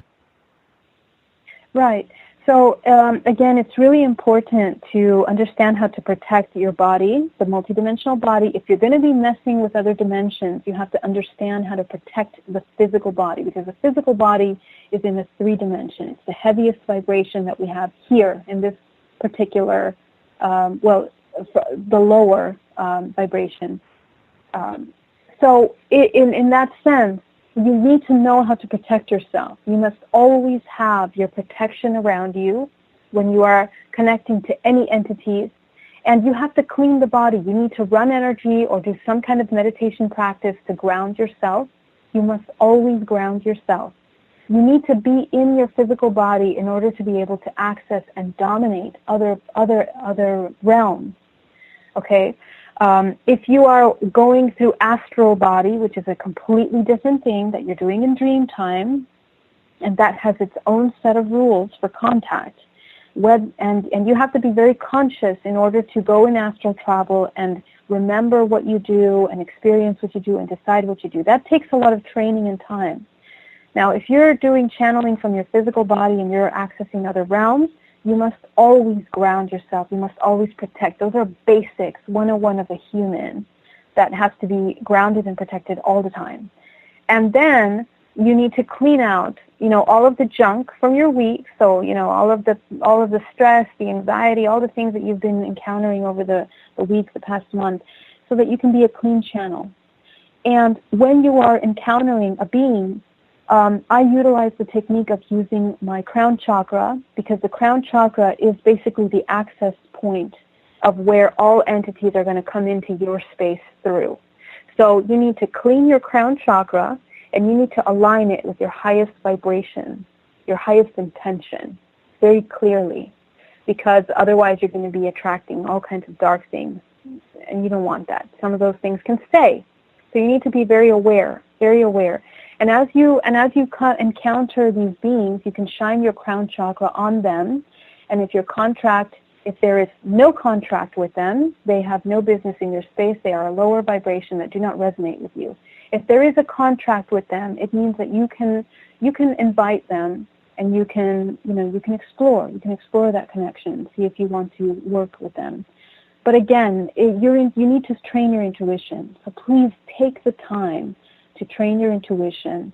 And you can train your intuition throughout your day by asking yourself what works best for you in that moment, whether it's picking an apple from an orange, water to a Coke, whatever it is. Train your intuition constantly so that when you come in contact with the entities or beings, you are very clear. You know if your body is expressing through an itch or a shiver, or whatever it is that your way of receiving information is, whether it's a voice in your head or a sensation. Every person is different.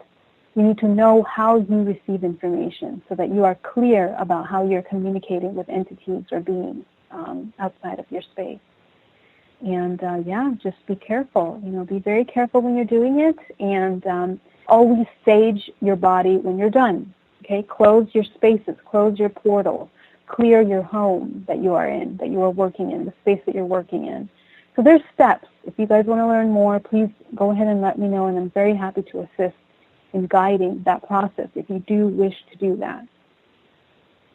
People who are ET contacts, who say they can communicate or channel ETs at any time they want, are they getting the right message, or are they being used as kind of like propaganda for humanity?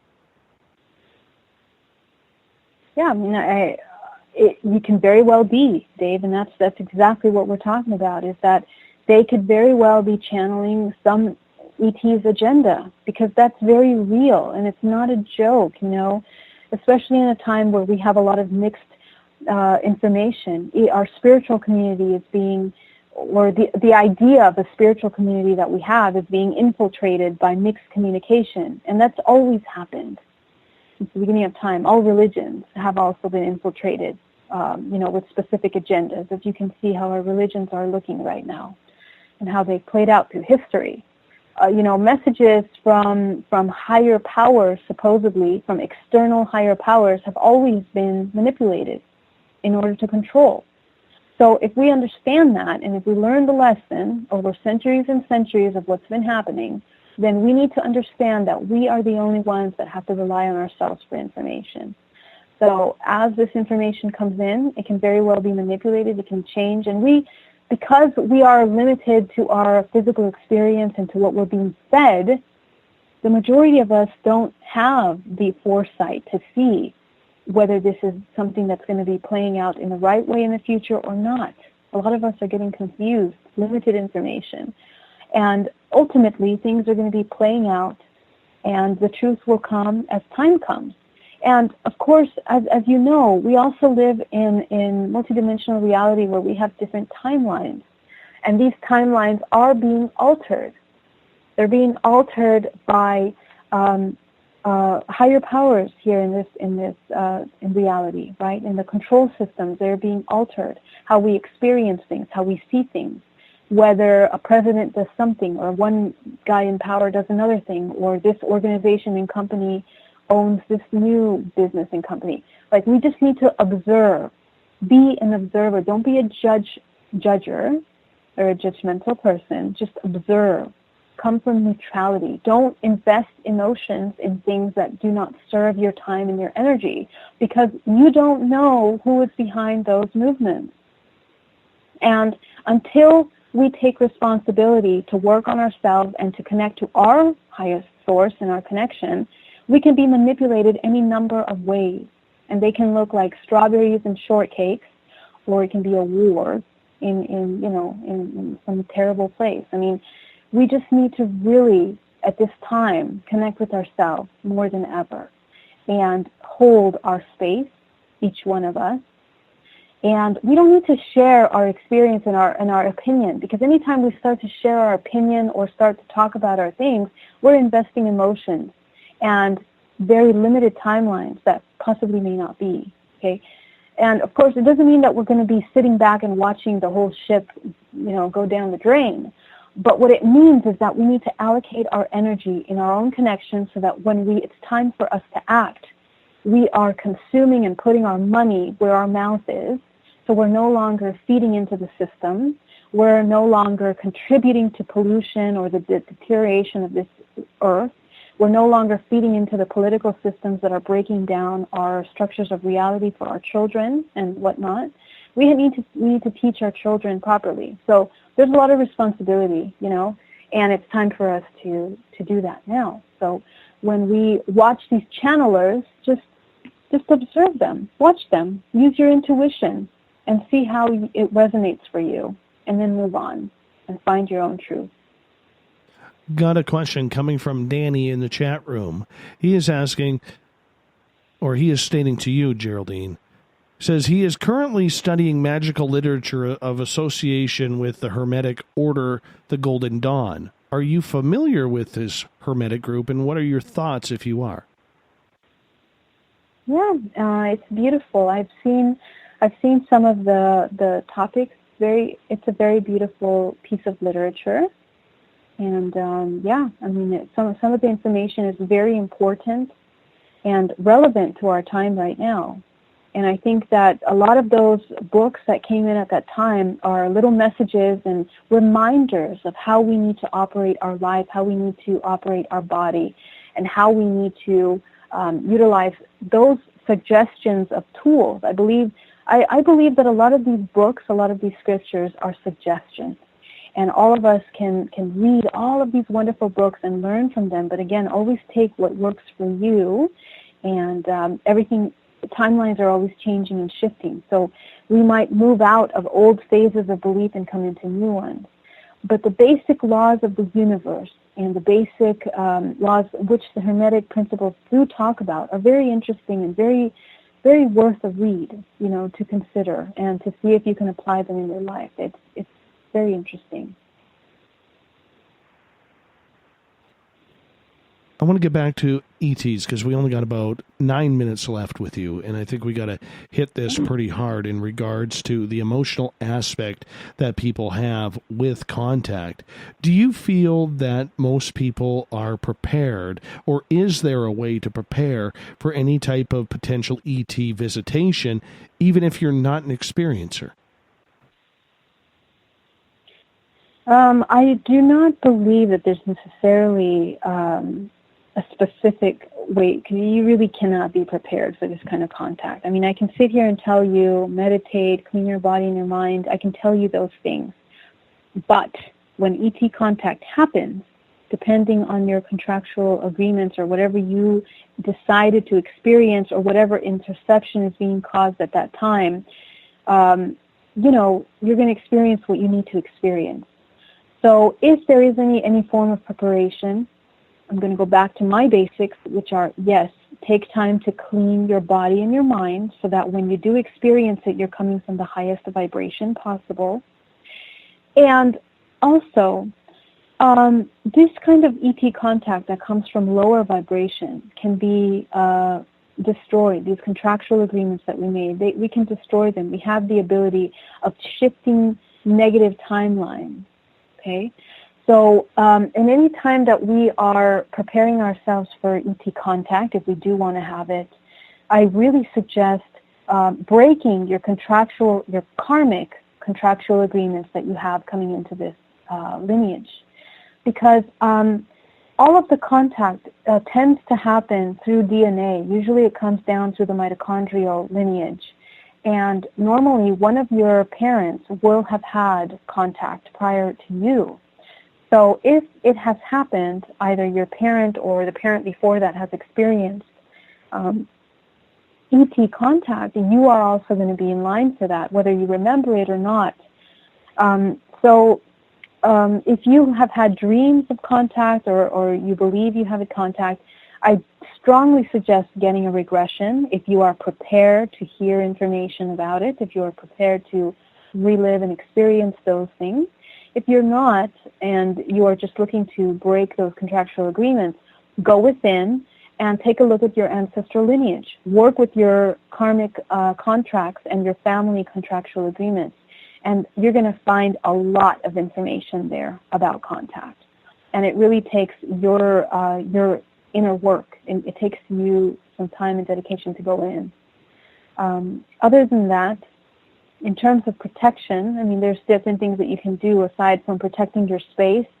There's techniques where you can surround yourself in a sphere of protection. You can surround yourself with mirrors. That's always one of the strongest protections that you can do, not just to your home, but also your body and your family. And, you know, you set the intention that your vibration is always going to be from the highest, and your contact should resonate with that if you are in alignment with that based on your contractual agreements. What if you're not in alignment? What if you're out of touch, you're out of swing, out of sorts, not only with your spiritual self, but your everyday life as well, where everything is just chaos? Well, if you if you're asking for ET contact and that's the case, you're definitely not going to be getting a higher vibration experience. I will tell you that, because you would not be prepared for that. Okay, and you will not be in alignment with that. If you have had, if you are in a mess, in a shambles spiritually, a lot of times your multidimensional body will not be even accessible to the vibrations of other dimensions, because you're operating on a low vibration. You're coming from fear-based. You're struggling. You're barely surviving. So all your perceptions and concepts are based on fear. So that is what you are going to be in alignment with. So, you're going to have more contact with ghosts or with other paranormal things that are hard to explain. And sometimes your ET contact may be disguised as that. Or you might have lower vibrational experiences. So it's very important to shift your perception and to change your vibrational reality with your experiences and how you are perceiving your world around you. Take control. There's no need for stress. There's no need to be in struggle mode all the time. We need to take back our power from those old paradigm concepts and coming into a higher vibrational thinking and living, so that when we are ready for contact, we are in alignment with the higher vibrational experience. Okay, and again, ET contact is not for everyone. Okay, some people really, maybe they say they want contact, but they're just not ready, and the subconscious mind is what leads that, what will direct that experience. So, there's some self-discovery that needs to happen there. What's really happening? Why do you want ET contact? If your ego is guiding that, it's not going to go so well, and sometimes you won't even get the contact. Okay, so there's a couple aspects to that experience. So when we go along with this, we find our zen, our chi, our peace, our safe spot within ourselves for ET contact, even though we can't guarantee that the bad things aren't going to come for us every now and again, how do we put the vibe out there that we don't want that negativity? We don't want that negative contact, or is it just par for the course? No, you're always going to attract what you are vibrating at. If you are vibrating at a low vibration, you are going to get low vibration experiences across the board in your waking life, in your dream life, and in multidimensional contact. So again, you have to understand that as a human, you are the most powerful thing in your life. Period. You are the most powerful thing in your life. We are not victims to ETs. We're not guinea pigs. We are in charge. And we gain our power and our ability to be in charge by dictating our experience, by creating, becoming creators of our life, manifesting through intention, clear intention, not confused intention, not intention that comes from ego or fear-based programs, intention that comes from creation, from unity, from consciousness, from achieving the highest truth for yourself, the highest expression of yourself. And when you have that clear, that's when your life is going to be reflecting that in all areas, not just one. And on that note, I do want to... Yeah, quickly. Yeah. Sorry, really quickly, I do want to mention that ET contact is not a fantasy thing, okay? It's a very, very real thing. So if you've experienced ET contact, then it happened. If you're asking for it, it may happen to you and it may not. But these are things that are kind of written in the stars, per se, for each person. Anyway. Yeah. Geraldine, thank you so much for coming back on Spaced Out Radio. Tell people where they can find you. Yes, if you would like to get a healing with me, I do DNA reprogramming. You can reach me at GeraldineOrozco.com. And I'm here. I work internationally through Skype. And if you are in the locations that I'm going to be visiting over the next month and would like to get a healing, please message me. I'm very happy to work with you. And I send you all my love. And I hope that all and each and every one of you is working on yourself and staying in a high vibration. So thank you, Dave, so much for having me. Wonderful. Thank you, Geraldine. Coming up in the next half hour, Rich Giordano, we're going to talk about an ET picture. And at the bottom of the hour, Everett Themer with The Encounter. You're listening to Spaced Out Radio. We'll be back after this. Are you tired of being blocked, shadow banned, or placed in jail for simply posting your thoughts on social media? Social Media Freedom can take care of that for you. Social Media Freedom is the newest and one of the best free new apps that allows you the freedom to post what you want, when you want. It takes seconds to download from your app store. Come join the tribe at Social Media Freedom. It's time to set yourself free. The first annual Caribou Paracon is happening September 28th to 30th in the 108 Mile Ranch, British Columbia. Brought to you by the Canadian Society of Questers and Spaced Out Radio. Come listen to our featured speaker, Grant Cameron, along with Elizabeth Anglin, Paisley Town, Mike Moran, Eric Cooper, and more. It's a 3-day supernatural adventure at the Spruce Hills Resort and Spa. Tickets for the weekend are $150 Canadian. The Caribou Paracon, celebrating everything paranormal. A timepiece is a reflection of who you are, and what better way to show off the real you than with an Escape watch? Escape is a lifestyle brand accessorizing your days and nights. Choose to escape and create the life of discovery that you deserve. Dream, play, unite with your own personalized Escape watch. Head to escapewatches.com. There is no time like the present to enjoy your escape. Use promo code SMF2017 for your 20% discount today. Looking for a place to advertise at a very reasonable cost? Look no further than Spaced Out Radio. SpacedOutRadio.com has an advertising tab that you can click to check out our daily, weekly, and monthly packages to play on the radio, or our website including social media. From commercial spots to banners, we have it all. Check out our competitive pricing today. Find yourself constantly looking up in the sky, looking for answers? Have you had extraterrestrial contact? Are you an abductee? Looking for answers to your experiences? Hi there, I'm R. Keith Andrews, Spaced Out Radio's resident ET expert. Join me live the first Friday of every month where I take questions from the Spaced Out Radio chat room and help you understand those from the far-off world. It's 2 hours of knowledge every experiencer should listen to. Hope to see you there. Are you intrigued by Paranormal Talk Radio? You'll love the new Paranormal Radio app from TalkStream Live. You'll find a great selection of talk shows covering UFOs, ghosts, strange phenomena, and much more. Download the Paranormal Radio app now and start listening to the very best in paranormal talk entertainment, including the network you're listening to right now, the Paranormal Radio app, free in Google Play and the iOS App Store. The Call of the Wild is in Vancouver. The Moose Vancouver is one of the hottest bars and restaurants in the city. Open until 2 a.m. nightly, the Moose will rock you like a hurricane all night long. Great food with everything on the menu at $6.95 near the corner of Nelson and Granville.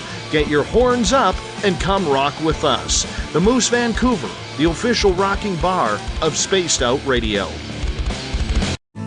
Are you an experiencer? Have you had run-ins with strange creatures you can't explain? ETs, Dogman, Bigfoot, werewolves?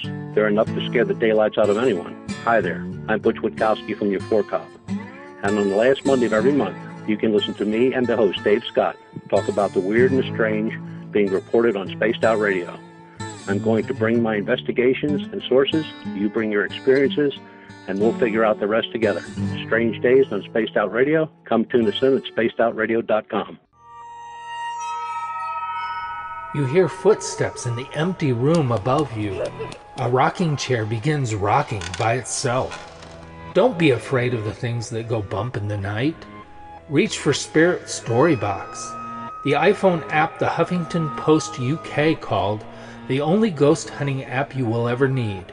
Spirit Storybox. The spirits are telling their stories. Are you listening?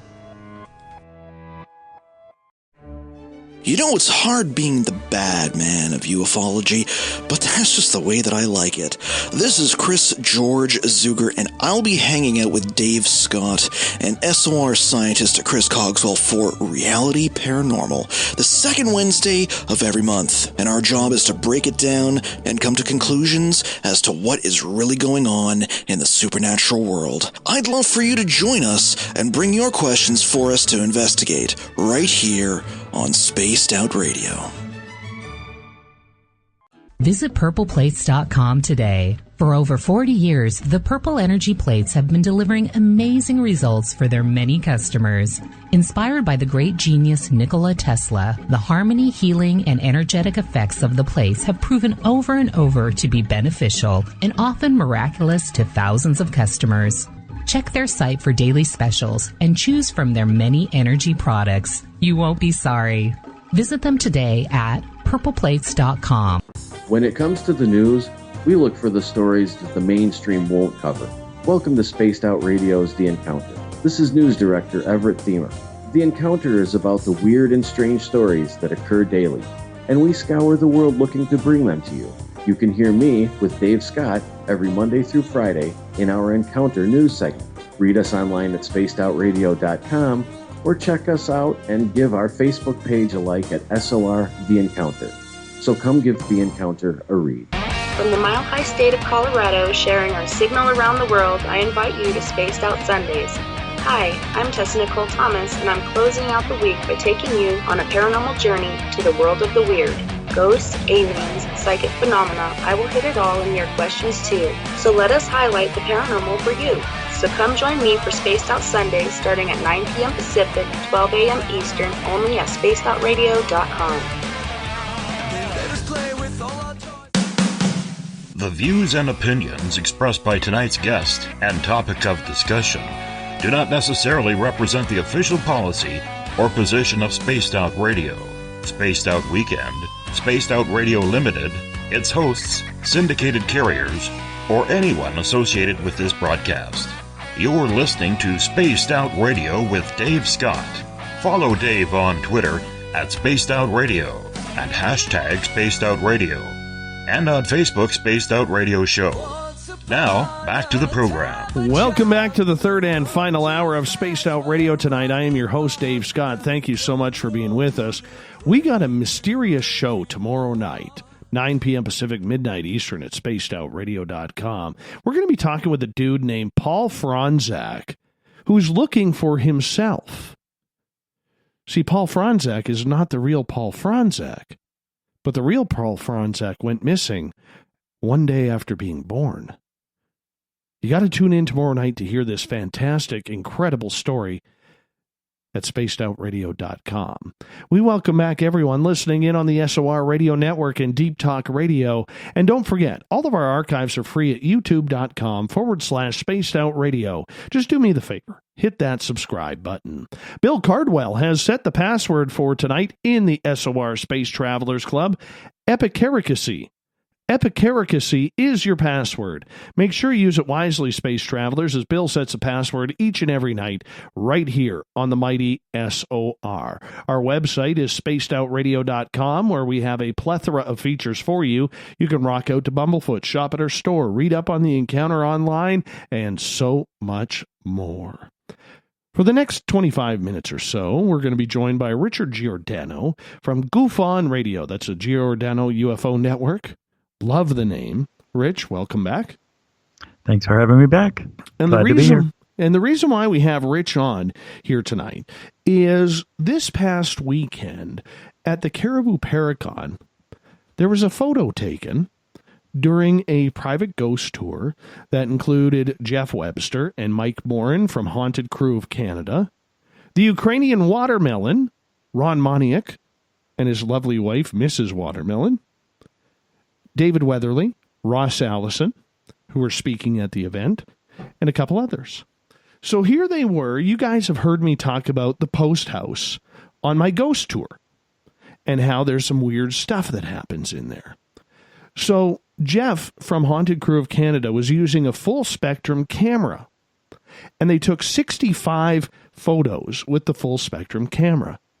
64 of the photos, you could see the image with this purple pinkish hue. That's what full spectrum is. However, there was one photo nearly in the middle where there was not full spectrum involved. It was like it cut out. And when Jeff zoomed in on the picture, there is a picture of an E.T. Gray on there, hanging out in my post house on my tour. Now, I was not on the tour. I was busy with Michael W. Hall, Eric Cooper, and Bill Hauser checking out the UFO Skywatch. So I was nowhere on location. These guys were just investigating on their own. So the reason why I got Rich Giordano here tonight is I sent him the photo this evening. Now, Rich has been doing this for 12 years, looking at evidence. And if you're looking at the photo, I have posted it on our Twitter page at hashtag Spaced Out Radio. So if you have a Twitter account, you can go to hashtag Spaced Out Radio, check it out there. And I've also posted it in the SOR Space Travelers Club on Facebook. Now, this is a picture of Jeff facing the entryway to the post house. And to the left of the main door, there is a doorway that turns to go upstairs to the building where Willie and Mary are. And you've heard me mention Willie and Mary as well. So in the photograph, as it is black and white, you see this giant spin wheel. And right above the spin wheel, when you zoom in, there is the face of a gray looking at you. So I said to Rich Giordano, I said, dude, you got to check this out. This is weird, man. Rich, I'm curious. What is your opinion of that photo? Well, I like it and I hate it. And the reason is, I have seen this before on videos that I have, but I see something that is real interesting in here, which is the alien face. You can definitely see the eyes. I even see a mouth, the shape of like a typical gray alien. If I was to guess the height, I'd have to say it's about 5 feet, 5.5 feet tall. And inside that little circle, I also see 4 other little bodies in front of it. And they're not overlapping, which is interesting to me. You could even see like the legs, and it looks like they're even wearing clothing. And you can see the eyes, the mouth, and one of them looks like a woman. The other one looks like an older woman. It's very interesting that this pic is here. I haven't seen anything like this in years. Now, are we matrixing? Are we seeing, what do they call it, pareidolia? I don't really like using that term. I hate it because you see what you see. I don't think we're trying to see faces just because they're there. There's 2 eyes and a nose and a mouth and the shape of an alien gray's head. Now, how am I matrixing that? How are we matrixing that? How is anybody? Yeah, I'm telling you, something's in that room. It's very freaky. And this is at your place, right? Yeah, this is at the 108 Mile Heritage Site. And I will tell you this. There are many people who have gone into the downstairs room, which would be behind Jeff, where Jeff was standing to take that photo. And in there is a closet. And there are many people who are intuitive who have been in that room and say they feel the energy of a portal in that closet. It's a big walk-in closet, and they feel there's a portal in there. Now, I realize this is getting to peak woo status. All right? But this is what people feel. And knowing Jeff Webster the way I do, this dude is as skeptical as they come.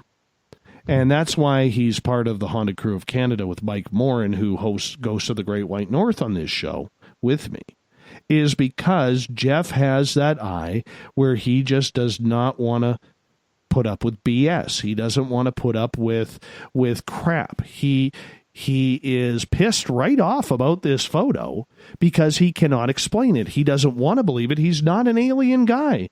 Never seen an alien. Not sure if they even exist. And then there's this photo, and he's the one who took it. Now, the photos previous to this and post this show nothing. And in fact, it's in full spectrum color, which, like I said right at the beginning, is like a purplish pinkish hue. And I've seen the photo right after that. There is nothing there. And to me, it looks like the alien is peering around the wall about to go upstairs. It is just phenomenal that one photo out of 64 or 65 is missing the full spectrum, and that's the photo that catches something weird. And if you look at the photos before and after, you can actually see the grain of the wood, because if you look at the black and white photo, you could say, oh, it has, it's just playing on the grain of the wood because you see those line slots in the wood, as the wood is put together. But it doesn't match up, and it's not there. Yeah, what is really strange is that it's only captured in one photo. And he was taking them in succession, basically, not like a burst, but just click, click, click, click, click, yeah. click. Yeah. See, and what I'm seeing is the other 4. But I see 4 bodies. I see 3 of the 4 bodies have heads on them. But you can definitely, I'll have to show it to you if you don't see it. You could even see the one in the front of the 4 definitely looks like the gray that we see at the top, the taller one in the doorway.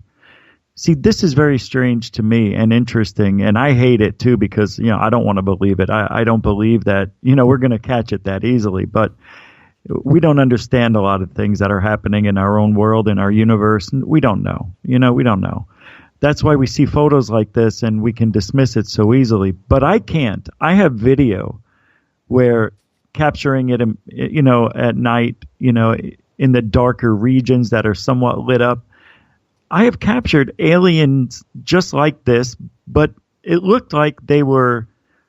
Have you ever see like an old film, like you have to turn the wheel and each frame is drawn out and then it creates a picture, a moving frame, whatever, like a video? each frame, and then you turn the wheel and it, you know what I mean? Like one of those flick books. Okay. Absolutely. So that's what it's like on my videos. If I paused it, this is what it reminds me of. And some of these aliens that I've seen, they look like they're old. They have teeth. They look like they're screaming. Some look like they're, happy and walking. You see young ones, old ones, tall ones, fat ones, short ones, all different type. And I've showed people who are very skeptical. What do you see? Without telling them, what do you see over here? And they go, oh, wow, I see alien head. Your little gray friend, they call it. I'm like, you see that? And that's what this reminds me of. You can't dismiss things that are there. We see it.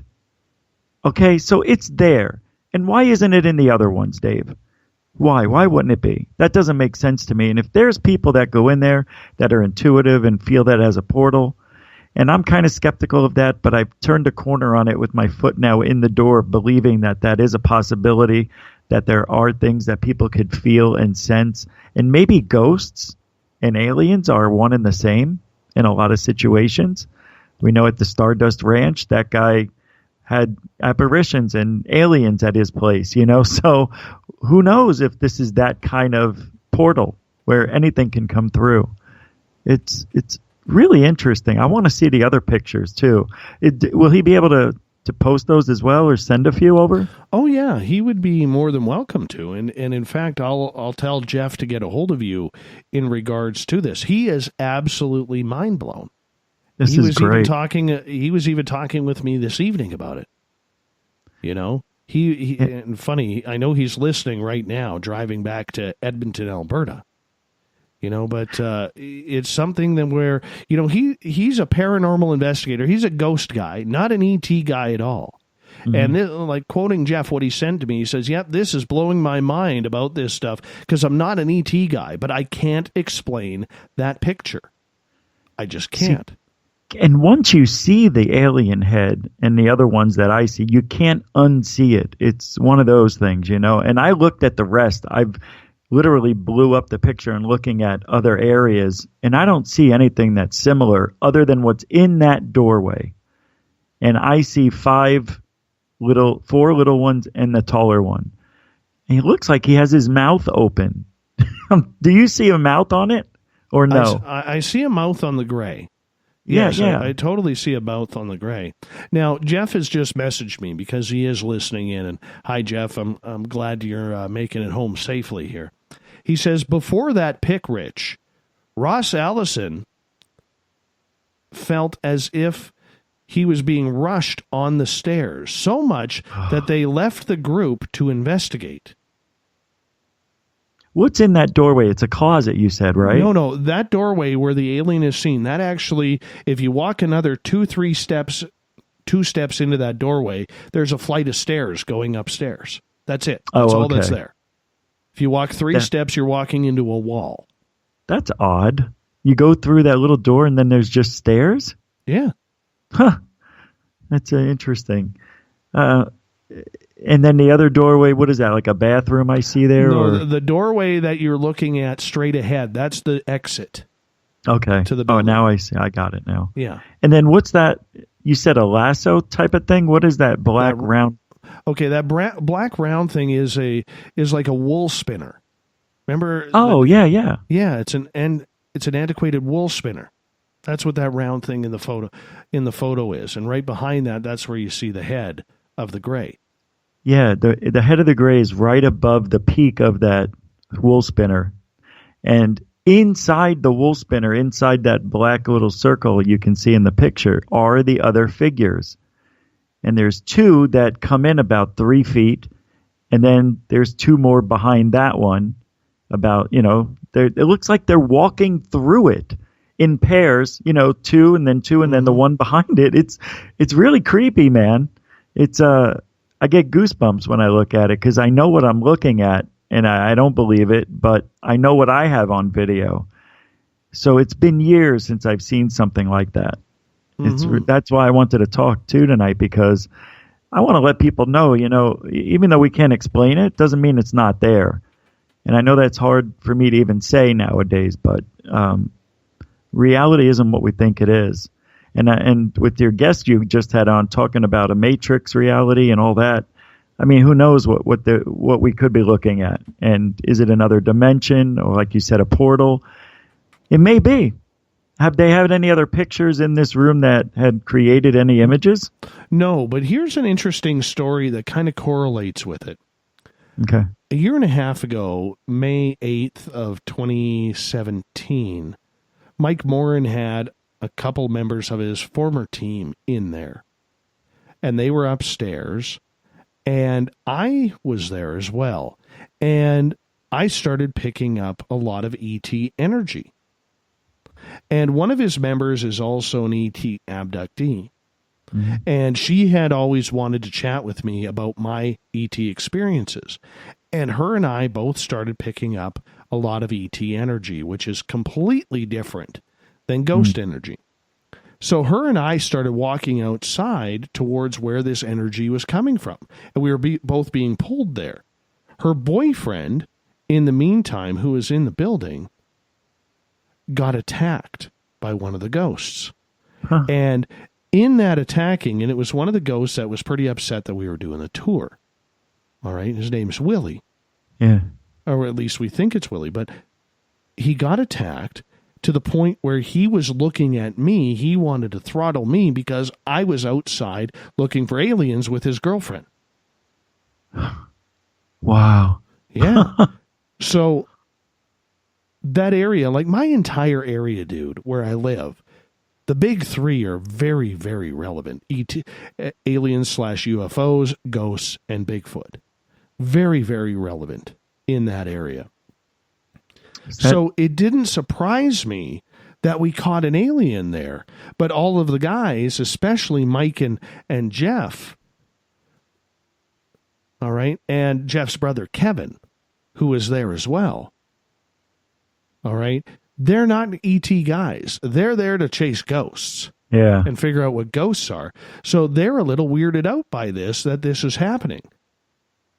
It kind of makes you wonder, though, and it's weird because last night, Rich, we were talking about, these threads that seem to be very thinly sewn between ghosts and UFOs and aliens and Bigfoot and gnomes and psychic ability and intuition.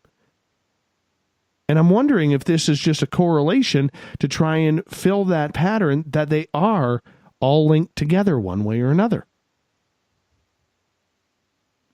Yeah. I mean, it's so hard to tell because all those pictures were taken and it just shows up in one. I would like to see it, like maybe if it showed up in every 5 or 10, that would be kind of cool.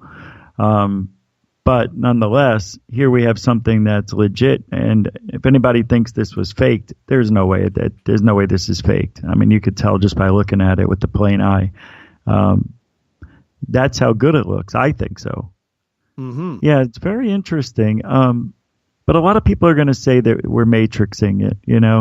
That pareidolia word comes up all the time. But I'm sorry, I just don't see it that way. I see several of them. Maybe I want to see it, but I try not to be that guy where I try to see things that aren't really there just so I could see it and say it. Hey, there's more than one. But I see more than one. Did anybody else ever see the little ones and nobody else saw them? Well, David Weatherly and Ross Allison have come across this before. They're not sure what it was. No, I'm saying, did anybody else see what I see in the picture? The little aliens. I don't even see them. See them. Wow, I'll have to show you. That's kind of wild. Yeah, in the front, you could even see what looks like their legs from their ankles down. Now that could be and to put my skeptical hat on here, I know I like my woo, okay, but that could be the wood pieces holding the spinning wheel together. Yeah, I'll have to show you. I'll show you what I mean. I definitely see it looks just like the other alien face. They look just like it, just small. Unbelievable. Now this is in a place where you said it's on your property? Well, it's on the museum property. This is one of our main buildings that we investigate. Is there history of any, like Indians or tribes or, you know what I mean? Yeah. Like anything like, okay. I figured, yeah. See, they did a lot of that conjuring too. Calling to the star people, spirits, they did all that. Oh, yeah. Tribal dancing. I mean, who knows if they brought them here and then they've always been here. I believe they've always been here as long as we've been around. But this is interesting, man. I mean, it's clear as day. If people don't see it, I'd be surprised. That's how good it is. Mm-hmm. You Well, can definitely see Mr. Skeptic, who's my harshest yet most wonderful critic on Twitter at hashtag Spaced Out Radio, he goes, now that you've posted the picture of nothing there, where's the one with the ET?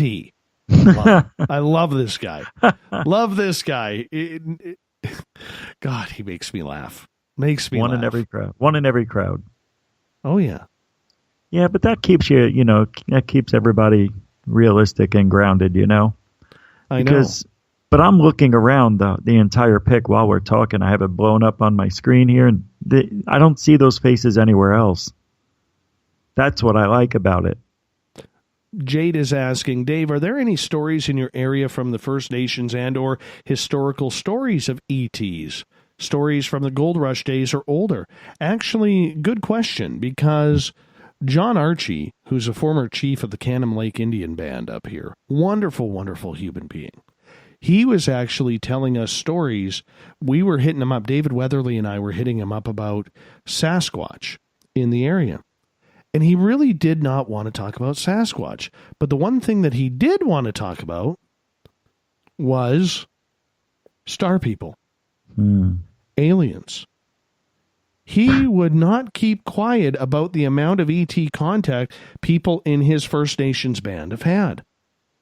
As well, which is really cool, Rich, he invited us to, in the spring, once the snow melts, we're going to go on a long drive up the mountain and a hike there. And he said there is the spirit of a grizzly bear up there that we have to get permission to cross from. And once we get permission, we can continue to hike up the mountain where he's going to take us to a village of little people. That's awesome. Not Greys, though. Are they Greys? No. Or do you know? No, like, the First Nations always talk about little people. I do. Yeah. The Cherokee in the U.S. talk very, very much about the little people. Well, apparently up on the mountain there's a village of little people that that they have always been friends with, this band has been friends with, and he is going to take us there to meet him. But it all depends if the grizzly bear pushes us through. Oh, right. Now, I'm going to ask this, and I'm serious. I'm not joking around at all. Is this something that you have to smoke a certain type of like ayahuasca or anything like that? Or no peyote? Not even that. Yeah. I mean, yeah. Because they've done that. And a lot of people think that that's how they can connect by getting in tune and their vibration with that, that drug that can get them into that vibration to see these things clearly. But you're going up there without any type of enhancements, and they're going to let you meet the bear, and hopefully he'll let you through. And I mean, if that would be awesome. Are you allowed to bring any cameras or? That I don't know. Okay. Usually, and I know people kick my butt for saying this, Rich. Okay. Usually when I go for something like this, I'm out for me. I'm very selfish about it. I'm out there for me and my own experience. What do I feel? How does this affect me? You know what I'm saying? Because in the meantime of doing this show and going on all these types of investigations, I'm still trying to figure out the main question that started all of this, which is why me? So to me, it isn't about the gear. It isn't about the photographs. It isn't about anything. It's about what can I see personally and get out of it. Well, that's phenomenal, and I think you'll get more that way than with the equipment. For some reason, I seem to feel things more when I don't have the equipment with me. Other people have seen things when they don't have their equipment with them. That's why people see things, and people are like, "Did you get a picture?" No, I didn't have my camera ready, or I didn't have it on me. People see things, I think, more without the camera equipment because either it gives off some sort of energy that they know to stay away from, or they know you're out with the camera. It's, you know what I mean? They must know what you're up to, right? I mean, it gives our camera equipment, our computers, they all give off some sort of radiation. So maybe it affects them a certain way, and they won't show up if you have a signature of something like that with you, something electronic. But I can't wait to see or hear what happens with that. Well, but we'll this soon pick is, see. This is amazing. See. Yeah, thank you, and I'm glad to show it to you. And if I get anything more, I will definitely pass it your way so you can check it on out. All right, and I'll let you know how I found the little people in there. Absolutely. Let's do that. Rich, do me a favor. Tell everybody where they can find your show. Oh, thanks a lot. It's GUFON Radio, GUFON Radio on Spreaker. It's on Mondays and Thursdays, 10 Eastern, 7 Pacific. And also on GUFONnetwork.ning.com. I almost forgot it. Thanks. Do you want to stick around for the news with Everett? Yeah, I'd love to. Yeah. You're more than welcome. Let's hold on here. We're going to get to the encounter with the president of Team Stump, Mr. Everett Themer.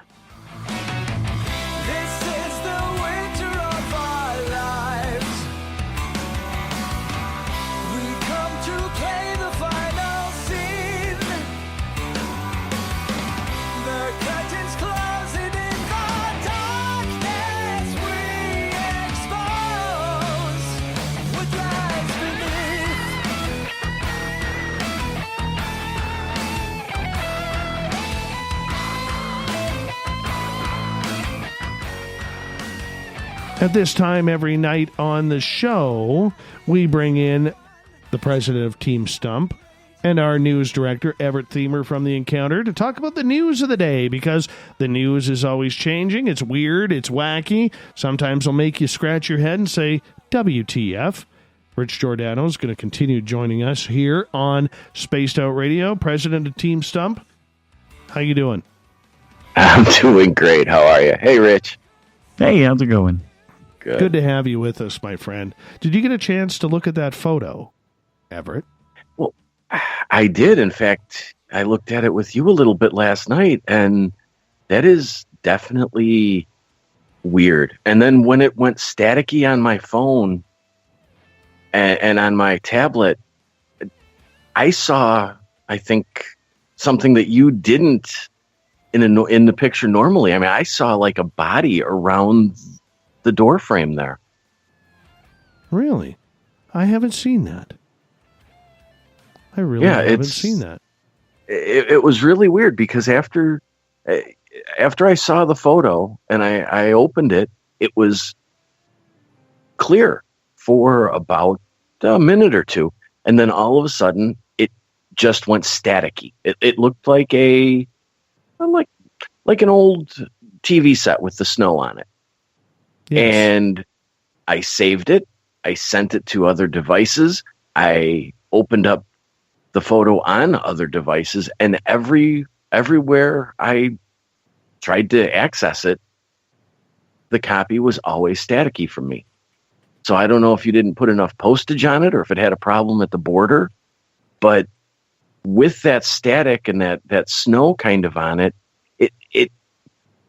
I don't want to say it was pareidolia or matrixing, but it changed it a little bit in a way that, to me, at that edge of that door frame, it looked like I could see a little bit more of a body. Weird. Send that to me. I will, after the show, I'll forward that to you. Appreciate and it. Like I said, whatever I do, my copy appears to be corrupted in some way or something. I cannot get a clear view of it. Mike McNeil, otherwise known as the Pen Man, says Team Rock rocks. It's Team Stump, Pen Man. Team Stump. Rich is on Team Stump. He better be. Devil's Tower. Devil's Tower, Giordano. Team Tree stump or rock? Yeah. I don't know. It looks like a nice big tree, though. Thank you. We'll put you on Team Stump. That's all we need to hear. And we did talk last night about that fossilized tree that was found up in Utah, I believe it was. Yes. That is much larger than anything they had expected. So I think we're beginning to see the evidence. Exactly. Imagine my laughter today when I go on Twitter during breakfast, checking out the Twitter, and I see this photo of Devil's Tower put out by one of the, I think, U.S. geological sites, or all I know is blue check marked. I had to share it. So I put on there Team Stump. Have to, but nonetheless. I'm going to tell you guys, I'm a little pissed off today. A little pissed off. My Vancouver Canucks, not to get into too much hockey mode here, because the NHL season starts tomorrow, and I'm pretty geeked up for it. I always get a little geeked up for hockey season. So my Vancouver Canucks make the hardest decision, as the coach, Travis Green, says. They didn't name a team captain. They're going to have leadership by committee. My God, hockey is going politically correct now. Leadership by committee in hockey. Yeah, politically correct, because they didn't want to give one guy the captaincy. Do they... BS. I called them out on it on Twitter today. Do they pause the game and all huddle and make a decision as to what they're going to do, or how does that work? Don't get me started, man. Don't get me started. I was so worked up about this today. Name a bloody captain. Name a bloody captain. Hockey is about leadership. Hockey is a hierarchy. Name a captain. I'm starting to think there's something a little off about Canada. No. Well, I mean, when it snows on October 2nd and it snows a foot, that's odd. That's odd. Anyways, let's get to the news of the day. Tell us what's happening that's weird, wacky, or WTF. Well, as you talk about hockey becoming more genteel, have you heard about golf becoming a little bit more violent? No. This may intrigue me to pick up the sticks again. There was a woman who was a spectator at the Ryder Cup over the weekend. Right. And a tee shot hit her in the face. Nice. And basically exploded her eye. Oh, my God. She is blind in one eye now. They've managed to surgically save the eye, but it's not going to be functional. That's terrible. So, yeah, I mean, you don't think about hockey, or I'm sorry, you don't think about golf being like that. But she's now announced that she is, of course, going to sue the European PGA and the organizers of the Ryder Cup for damages and being hit. She claims that nobody called for or announced that nobody announced that there was any danger. However, I can understand when you're at a golf tournament, you don't think injury and dismemberment, but when you're standing along a narrow fairway and somebody's hitting a ball 300 yards at 150 miles an hour, 200 miles an hour, there is always the chance of something tragic happening. But she has the intention of suing, and of course the European PGA has come out with a statement saying that, certainly injuries to spectators at golf events is rare, and this is an unfortunate incident. But here's the kind of dichotomy. I mean, golf is such a gentleman's sport, and in hockey, half the fun are the fights. Well, yeah, they are. Now we're bringing in some violence into the golf. Well, you know what it is, though, and I hate to say this, but over the years, with the popularity of the smartphone, you see a plethora of people sitting in the stands, whether it's near the front court of a basketball game, in foul ball or home run territory in baseball, or in the stands of a hockey game where the puck comes flying out on the sides of the rink, and they're more paying attention to their phone or getting a selfie than they are watching the game. Now, public address announcers make announcements very frequently to the fans to pay attention to the game or the sport at hand. Golf is no different. Golf is no different. You know, if you're standing at the 300-yard mark and you know that Tiger Woods struggles with his driver, or whoever it is struggles with their driver, if you're not paying attention, I'm sorry, that's your fault. If you get hurt by a puck or a basketball or a baseball or a golf ball, that's your fault. You went to that event, and the likelihood that you were not paying attention when the incident happened is more than you getting hurt by paying attention.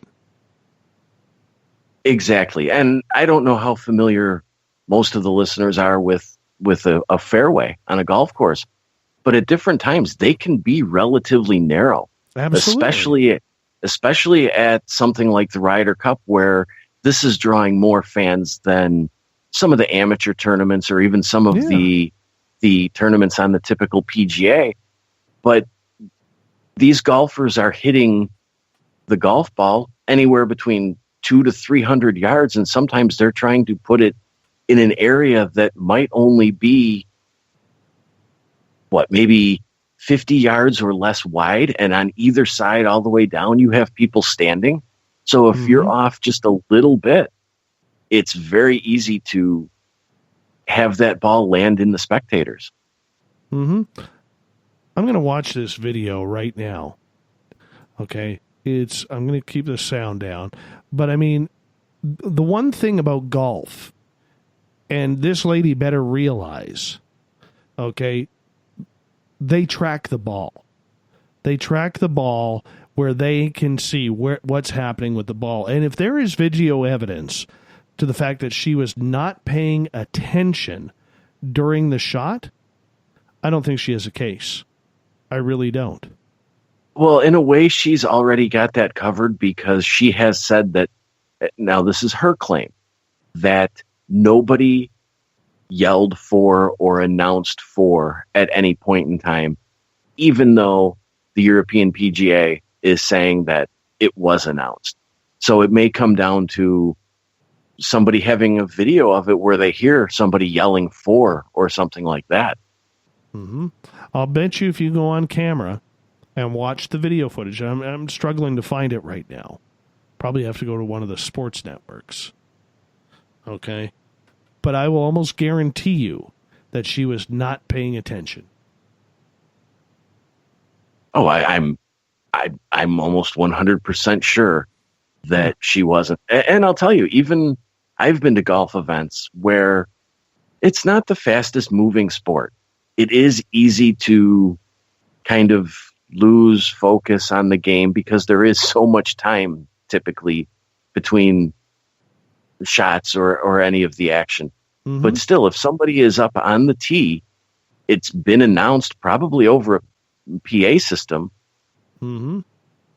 or at least a bullhorn, that they are being ready to tee off. So she should have known. It's also on the back of every ticket that they say that golf balls are flying. So keep your eye towards the golfer that's hitting on the back of every ticket you buy. Well, apparently she did that.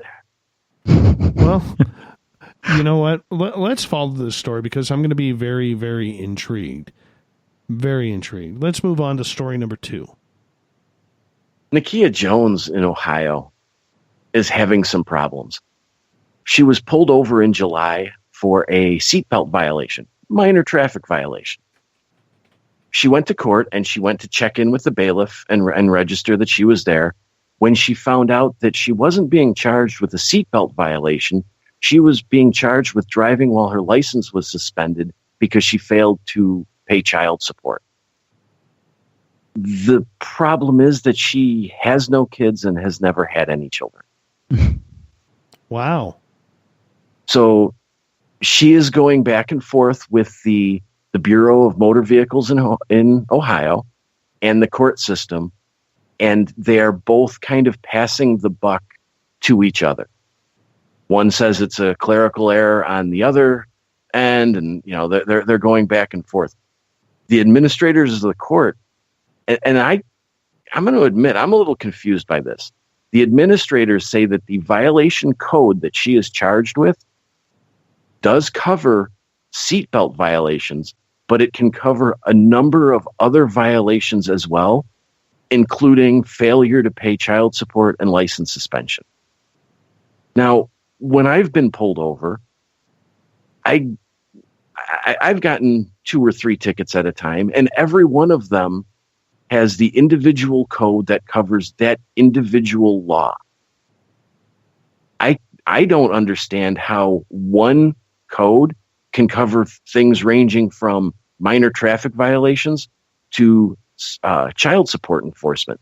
That just doesn't seem like it makes sense. Up here, they have that too, where you cannot renew your driver's license unless you've paid your child support. They have that here, and it's quite commonly enforced. But first, if you don't have any children and you were pulled over for a seatbelt violation, how can a traffic ticket you would think that there would be an individual code, a unique code for the violation of not wearing a seatbelt. How can that violation code or that code cover something ranging from minor traffic to license suspension and child enforcement? Well, especially when you don't have kids. Yeah, that's the big thing. And she said that there is no social security number, there is no father, there is no DNA, there is nothing, because she's never had children. You know what the sad part about it is? Whoever these idiots are at the DMV, they're going to take this to court. Well, she has a court date. She has a court date tomorrow again. Well, I realize that, but they're going to lose. They're going to lose over stupidity. And think of the taxpayers' dollars with the lawyer and the judge. This is where common sense has to come into play. Where is the common sense in this? If she's never had children, can prove that she's never had children, obviously there's a snafu in the system. Fix it. You know what I'm saying? Exactly. Looking at this just on the face, it seems like there are several snafus somewhere in paperwork that she's not even aware of or involved in or related to. Her name was put into the child enforcement system for some reason. Unbeknownst to her. Apparently she didn't even know it. Well, that's and then to go to court believing that you're just dealing with a minor traffic violation and find out something like this out of the blue.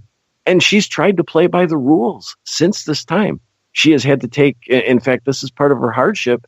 She has been taking Uber and Lyft services to work, to grocery shop, to everywhere, just because she doesn't want to violate the rules that even though she sees it as unjust, because her driver's license is suspended, she will not drive. Well, I hope she saves her Uber and taxi fare receipts, because she could get that money back. Well, I think if she prevails in this, I see some sort of lawsuit. Oh, absolutely. I would be countersuing right now. This would be a lawyer's dream case. But $100,000 for 50 to $100,000 for, punitive damages for emotional stress. Pay off the mortgage. And, the other thing is that and we don't know all the facts, but somehow if they've linked her to a child, there had to have been some medical records transferred or something. Or it's just a random, her social security number was switched or copied wrong or something like that. But there are some definite procedural issues here that need to be looked at. And I think that I don't know. I think that she has a very good case if this is all accurate. Rich, what do you think? Well, it's got to be some sort of duplicate name or just a misprint of a social security number. It's got to be something simple like that. And there's no way she's going to win. I mean, or lose, I mean. There's no way. How could she? It doesn't make any sense. No man, no children. It doesn't make sense. No, she'll be fine. It's stressful, though. She should sue for a lot. I would. The frightening thing is if it's like you said, if it's that simple of just a number copied wrong or something like that, how easy is it for this to happen to anybody? It has. Yeah, it's happened a lot, believe it or not, over the years. Mm-hmm. So, yeah, I mean, you can get pulled over and have a warrant and, get arrested, go to jail, and it's not even you. So that's happened many times. That happens all the time, true. Yeah. So, this is just something simple. Let's get to the next story, Ev. We haven't talked about robotic love dolls in a few days. No, it's only been about a week, if that. Well, again, police in Ohio. I don't know what it is about Ohio, but police in Ohio were called to the side of the road by some county engineers because the county engineers saw what appeared to be a body wrapped up in garbage bags. So the police arrived, they looked at it, they agreed that it was something like that, and they called the coroner. When the coroner arrived, they began to cut open the bag when they discovered that in the bag was a lifelike mannequin that turned out to be a love doll. So somebody discarded their friend, their robotic lover, on the side of the road.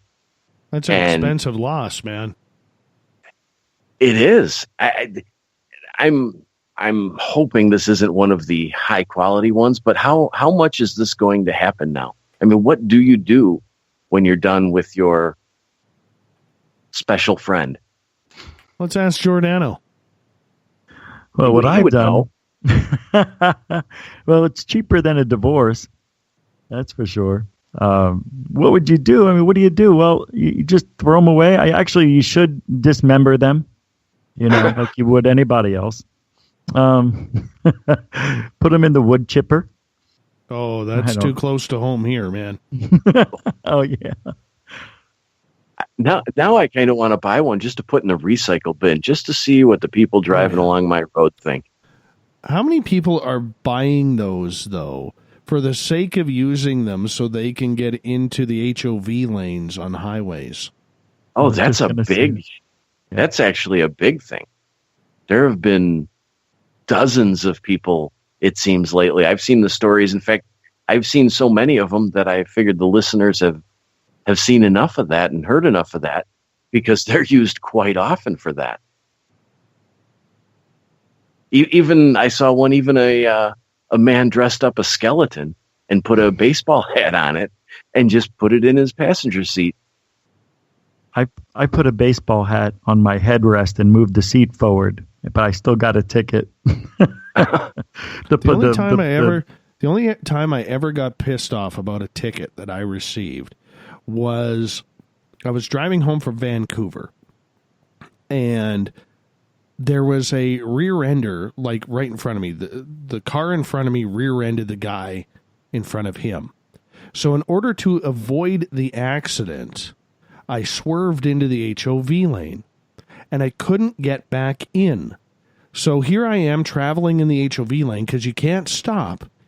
And at the beginning of rush of this lineup of traffic is an RCMP officer doing about 30 kilometers an hour down the freeway, watching for people cheating in the HOV lane.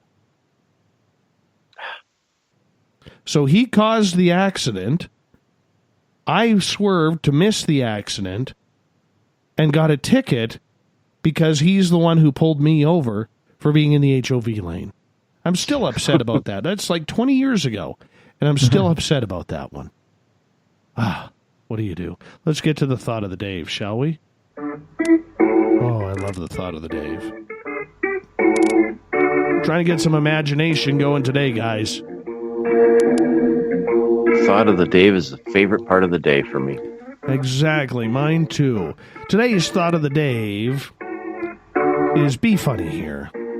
What do you do to create maximum ascension? Use your imagination. I was in a little giddy mood today, and of course, if you put your answer on the Facebook or Twitter pages of us, we're likely going to read your response on the air. Rich, be funny here. What do you create, or what do you do to create your maximum ascension? What did I write? I don't know. I gotta find yours now. Oh, yes. I can't remember. You're like, I got nothing. Haven't ascended for years. I dream sometimes, if that counts. That's right. All right. Let's get to everybody else. Michael, hours of foreplay. Chris, I double up my crystal suppository before I go full lotus. Oh, my God. Oh. Debbie, I stand on my head with my legs spread. I guess she wants to be a helicopter. Natasha, about 5 bong rips. Nice. I don't understand Rita. She's like, beans. What do beans have to do with maximum ascension? Is that a Jack of the Beanstalk thing? Maybe they lift you off? Yeah, when you fart. Oh, okay. Lift off. Captain Shirk, I close my eyes, flap my arms real fast, and sing Up Where We Belong. Works every time. Ad Gnome, who's changing his name to Ad Clown, because I love gnomes now. Hey, no clowns. Gassy gnomes, what goes up must come down. SOR's cat. That sounds like a male issue. They have drugs for that. See your doctor. That's funny. Bob. Hi, Bob. How's the beard, buddy? Watch episodes of Z Nation on Netflix. Best zombie series ever. Beats The Walking Dead by miles. Kevin. Dave, with the aid of the gypsies, a fleet of their warships and tractor beams, my essence will be catapulted far from the Milky Way. That is where the ebook, Greek Yogurt for the Soul, will kick in, and I will toot my way to God's mansion in the sky. Nice. Carol, I think she's got a crush here. She says, backpack on to Grant Cameron. Oh, my. By the way, Grant Cameron is an awesome dude. Awesome. Does Grant know she's backpacking on him? I don't know. I really don't know. Aussie Rob, how's tomorrow looking? Lots of duct tape. Gloria, pain drugs. Jeanette, a trampoline.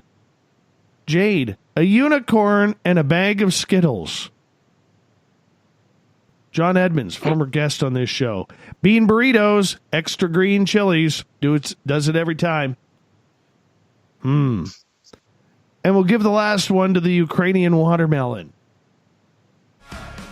Tons of helium. Note to self, don't swallow balloon. Hole makes turds fall out, but ricochet back when the snap of the gunshot. Yowie! And that's what happens when we try to bring humor to Spaced Out Radio. Little Richie G, thank you for coming on in. Thanks for having me. It was fun. Everett Themer, let everybody know where they can find the encounter. They can find the encounter at spacedoutradio.com under the news tab or on Facebook at facebook.com/SOR the encounter online. All right. Appreciate that, gentlemen. We also say thank you to Geraldine Orozco for The Spiritual You, which happens the first Tuesday of every month. Geraldine's website, bayareameditation.com. Tomorrow night on the show, it's an interesting one. We're calling it Finding Me. Paul Franzak is going to join us. See, he's not who he is. The real Paul Franzak is still out there. We're going to learn more about this mystery, 9 p.m. Pacific, midnight Eastern, at spacedoutradio.com. We got Mr. Ron Bumblefoot Thal rocking in the background with Little Brother is Watching. Bumblefoot is the official music of Spaced Out Radio, rocking us in and out of every single show. Get your horns up for the guitar god himself. Want to say a big thank you and shout out to all of our listeners taking part at home, in your cars, at work, wherever you may be. Thanks for tuning us in. Thanks for hanging out in the chat rooms, like on Spreaker, where you guys were fantastic. Everyone on Twitter at hashtag Spaced Out Radio. The Veterans Club, the SOR Space Travelers Club on Facebook. And if you're listening in on Revolution Radio, thanks for coming on in. Thanks for telling your friends, doing your part to make us bigger and better every single night. Because together, my friends, we own the night. I will talk to you in 21 hours from now. Mr. Bumblefoot, we need a favor. We need you to take us home. Have a good night. Bye-bye.